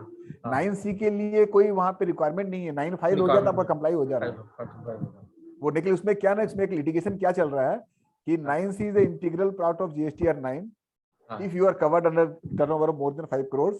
तो अगर आपने 9C फाइल नहीं किया तो it is as good as you have not complied section 44 bracket 2। उसी के ऊपर वो लोग पेनल्टी चार्ज करते हैं, उसके ऊपर पेनल्टी जो चार्ज कर रहे हैं वो सेक्शन 126 से छूटेगा। एक चीज और है जो ऑडिट के वक्त में शायद हम लोग को, मतलब not from the department side but अपने साइड में भी अपने मंथ वाइज जो लायबिलिटी डिस्चार्ज करते हैं, और जो 3B का जो डिलेड फाइलिंग हुआ है, तो वहां पर जो है हम लोग ने, बहुत से क्लाइंटों ने, हम लोगों ने भी किया है कि ठीक है जो इंटरेस्ट कैलकुलेशन होता है छोड़ देते उसको, ठीक है इंटरेस्ट कौन पेमेंट करेगा देखा जाएगा। क्या रिटर्न फाइल करते वक्त में इंटरेस्ट डालना तो जरूरी नहीं था 3B के वक्त में, तो डिपार्टमेंट इस चीज को भी देखता है कि भाई इन बिटवीन जो है जितना भी डिलेड हुआ 3B का, उस वक्त में जितनी कैश लायबिलिटी की जो पेमेंट हुआ उसका इंटरेस्ट कैलकुलेशन है, वो तो करना ही है। अब वो करते हो लोग, मतलब उसको मंथ वाइज देखता, हमारे क्लाइंट के संग हुआ था ना तो उसको पूरा देखा। तो अच्छा ना, अच्छा ना, उस समय नहीं दी, आज दिया, 3 साल से पैसा का मौज तो की है। हाँ वो ठीक, मौज छोटा से अमाउंट के लिए कोई फर्क नहीं पड़ता है, लोग छोड़ देते हैं कि ठीक है इसको कौन देखेगा वाली बात। ठीक है, वो ठीक है, वो परमिटेड है। इंटरेस्ट पे इंटरेस्ट का कोई प्रोविजन जीएसटी लॉ में नहीं है। नहीं है कहीं नहीं है। बिल्कुल, वो तो इनकम टैक्स में भी नहीं है बात है। बिल्कुल। चलो और कोई पॉइंट है क्या? हमारी तरफ से 2 पॉइंट थे जो हमने कवर कर लिए, बाकी इसमें 2 बात दी है विवेक विकास की, मतलब discipline in the accounts is very very important बात है। और हम लोग जो फाइनेंशियल ऑडिट कंप्लीट करते हैं ना, उस वक्त में ये GST 9 GST 3 3B cash ledger, credit ledger कितना यूटिलाइज किए हैं, कितना हमारा कैश के थ्रू यूटिलाइज हुआ, कितना क्रेडिट के थ्रू यूटिलाइज हुआ, और उसके साथ में तुम्हारा credit ledger, cash ledger with accounts मिल जाता है ना, तो मैं बोलता हूँ कोई भी ऑडिट के वक्त में 90% काम हमारा आज के दिन कंप्लीट हो जाता है। बिल्कुल बिल्कुल 90% काम, क्योंकि इफेक्ट सबसे पहले लोग यही देखते हैं, आप रिकॉन्सिलिएशन हमको करके दीजिए बात, उसके बाद में तो बाद में जाते हैं। बिल्कुल बिल्कुल ट्रू। चलो राहुल मोदी जी, और कुछ क्वेरी है आपका, या और बाकी कोई पार्टिसिपेंट्स अगर कोई क्वेरी है तो please raise this query, otherwise it was a very very wonderful discussion और काफी इंटरेक्टिव रहा है। एंड अगर क्वेरी नहीं है तो फिर I will ask my co convener Vishnukant Agarwal to offer a formal vote of thanks. कोई क्वेरी पूछ नहीं है पाते, सेक्शन 126 से तो हो ही गया क्या। थैंक यू विकास जी, आपने काफी प्रैक्टिकल वे में और काफी इलेबोरेट वे में ये एक्सप्लेन किया कि कैसे हम लोग को प्री हैंड तैयार होकर रहना है, कल को ऑडिट की नोटिस आए तो कि क्या पेपर हम लोग को रेडी करके रखना है और किस लेवल पे रेडी करना है, किस हिसाब से रिकॉन्सिलिएशन बना करके रखना है। तो ये काफी हम लोग को हैंडी एक्सप्लेनेशन हुआ और ऑडिट फेस करने के लिए हम लोग इसके लिए क्लाइंट्स ये वेल प्रिपेयर्ड रहेंगे। Thank you for sharing your knowledge and deliberations. It was very interactive session and Thank you. I appreciate Rahul Modi and this Nemish Modi also for taking active part in the deliberations. Thank you Pramod also. Thank you. Thank you, sir. Thanks a lot to all of you for my patience listening. Thank you, sir. बहुत अच्छा सीखने को मिलता है तुमसे यार, कम से कम कुछ हमेशा। नहीं बहुत अच्छा। चलो